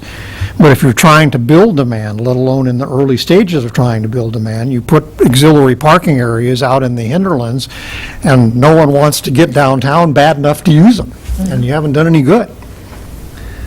It's you know, that's the kind of thing I don't have any expertise in, and where's the tipping point there where you can say, yeah, we can go over to that field over there or buy those 4 houses and tear them down and put parking there because we're at the point where people will walk from there to get to the Colonial Theater or wherever it is, as opposed to, no, we have to have it within 100 yards of it or they'll never use it.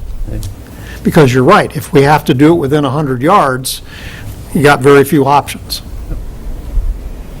It's just the way it is. I mean, everything's jam-packed now into everything, and you just can't move. I mean, you looked at New Salem Street there for a while. There's plenty of land on New Salem Street there that would be easily way under $1 million an acre. That would be way under $1 million. Buildings included. Buildings included. Now, the question is, would people walk from there to... It's not just a question of whether they'll walk from there or not. Even when you put the 2 properties together, right across from Pittman's, those 2 are buddy, you just don't get that many spaces out of them. You just can't get, you know, you can build it, you can get 65 spaces or 75 spaces, and that doesn't address the needs, and you still got to answer the question of whether they're going to walk across the railroad tracks, you know, so, but Well, I kind of may not be the answer to end all, but I kind of like Councilor Hamill's suggestion as a starting point, that maybe what we could do is go to the Main Street Initiative and ask them, rather than us doing it, to get a group together and ask them to include in that group not just merchants, but employers as well. And have that conversation amongst themselves and come back to the city council. Now, we're not talking about just 12 spaces or 30 spaces behind the train station or something like that. We're talking about, Hundreds. yeah, 800 spaces or whatever it is. We're talking about the whole downtown area here, and see if they can come to any kind of a general consensus before we wade in ourselves. Are we going to address specific questions to them? Or are we just going to say, we got a parking problem, give us the answer? They know that already. Good job. You know, the only reason why I brought that up is, it's not to, probably rehash what they've rehashed over and over again,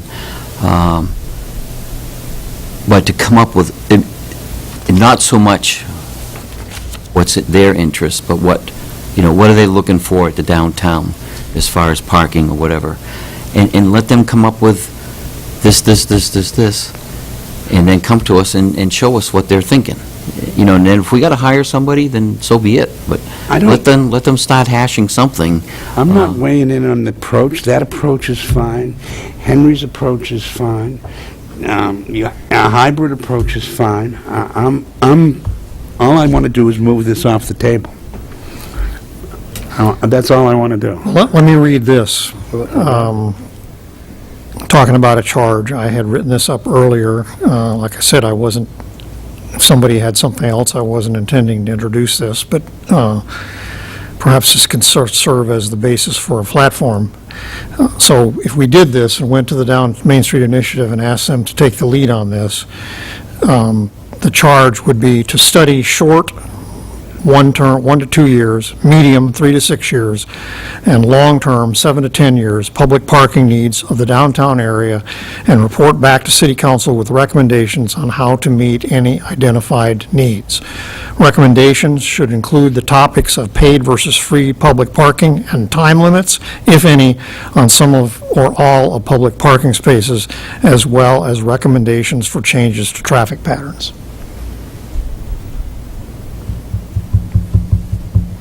Anything. Got it. I like everything but the changes to the traffic patterns. The reason why, we've hashed that for 2 years or a year, and all the documents, we have them if you want to see them, because I know that we got those, right? It's in the planning department. We have parking. You weren't here at the time, I don't believe. Correct. But, Well, the reason I put that on there, and I have no issue with taking it off at all, is there's going to be conversation in that area, because in the considerable number of conversations I've had on this subject over the last 3 months, the subject of restoring two-way traffic to Main Street itself has come up over and over and over again, and is being advocated by practically everybody. unless you rip all the buildings down, then maybe you can do it. That's the only But way we to do talked about two-way traffic on Beacon West. Yeah, we're not talking, I'm talking about And- Main Street. No one's talking about Beacon Up Street. the gut. How do you do it? We just put in that whole big brand-new thing down here to have tear it all apart, to put two-way traffic in here now. I'm not, Armand, I don't have an idea. I'm just saying that Plus, that they it have is more a stores. very common topic of conversation in and around downtown It right now. is. Would you agree? I would agree, and it's been a common topic of conversation. So whether we put it in there or not, it's going to come up. Well, that's fine, but ask them to go look at those things, because we went over that. We discussed how much each intersection would cost, because of, you'd have to widen them, because of the tractor-trailer trucks, and all this, millions and millions it was going to cost to do this. And the bank, I mean, especially if you use Beacon West, I mean, that was a big thing. Again, you're talking about Beacon Street. Well, and you might have to do something at that intersection, that where the flagpole is and all that, because that was part of it. So, we hashed that once, so we can we have what we have. Okay. No, back. Unless you want to tear all those buildings down in the middle, out, and build them out on Beacon West, and then you're going to redo the bridge. Okay, so that's my suggestion. Where do we want to go? I like it.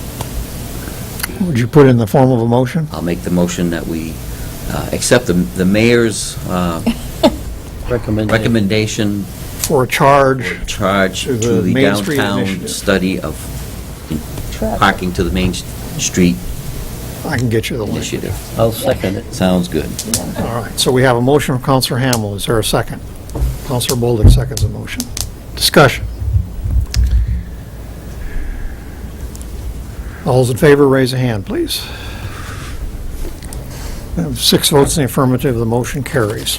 So I will get you this information, Madam Clerk, and I will sit down in the company of the city manager and have this discussion with the leadership of the Main Street Initiative, assuming the city manager is willing to have said conversation. Absolutely.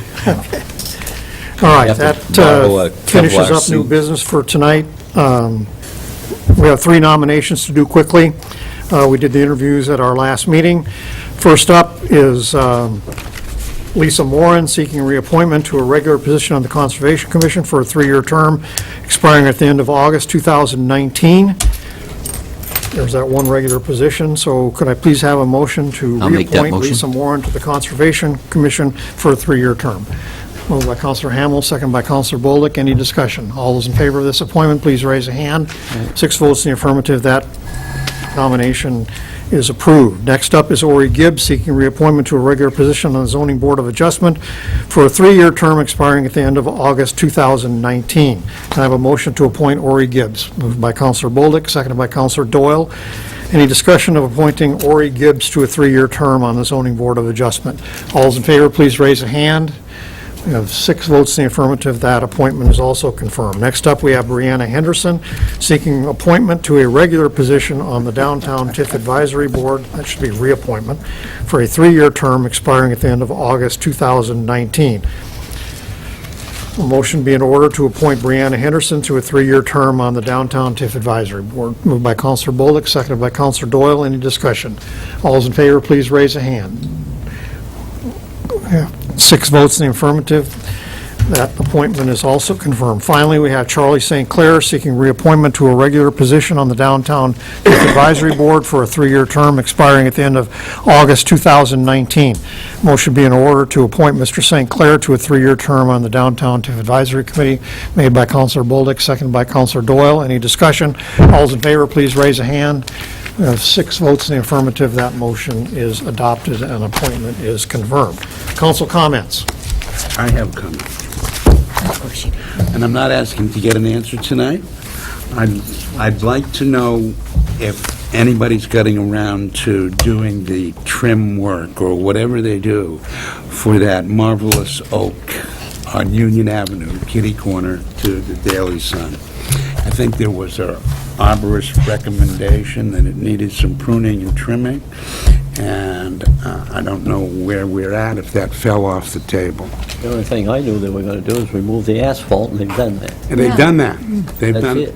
No, you made other recommendations about pruning it, yeah. We don't own it. There was a written piece of paper that said so. We don't own it. Dunkin' Donuts owns that tree. Yeah, I'm No, confused no, as to city who owns was it. going to do the pruning. No, that's the question. Hmm? That's the question. I thought the city owned it and that we would do No, the no, we don't own that tree. Dunkin' owns it. It's privately owned. It's in the city right away, but it's not the city tree. I didn't know that. I think that was a recommendation by that arborist, Yeah. that it should be fed, and I can get you a status update to see if anything's give me been a- done. I mean, I have a tree in the sub-lawn in front of my house, and You can come trim my trees comes to anytime you pruning it. want. The city's not going to do it. If you lived on Holman Street, it might. Any other council comments? Councilor Lippman. I just was reflecting, I think, with Councilor Bear on the way out from last meeting. This is, I believe, the 12th tax cap compliant budget that we produced, and I just wanted to thank again the city departments and school district and council for working together to work on the problems. I know we have some challenges in the years ahead. You know, the manager gave us a report in terms of the status funding and, getting ahead of our thinking on that and trying to anticipates more of the issues that we face. I know kind of let this cool off a little bit, but I think it's not too early to start doing some creative thinking in the next couple of months about how we approach some of the challenges that are facing us. I think we were able to work through it. It was tougher on the school based on what happened to state funding levels there. But I think if we work together, stick to collaborating and working together, we can continue to deliver a responsible budget and meet community needs like I think we have 12 times. Yeah. I think the LED more lighting for the streets will help. We can save half the cost. I know we'd have to bond it, but probably the way we bond it, we could realize the first year some savings, so. Yes. Council Hamill's referring to the, a potential investment that can lower our operating costs for providing street light. But that and things like we're doing with other communities and trying to collaborate and share the overhead costs, those are the types of things we need to do to continue to make it work for everybody. Amen. Anyone else? Council comments? Okay, we don't have a need for non-public tonight, and Councilor motion we Bear adjourn. joyfully moves we adjourn, I do. and Councilor Bolduc seconds it, and all those in favor, please say aye. Any opposed? Thank you. The meeting is adjourned at 14 minutes past 9. I'm going to leave this here, Mary.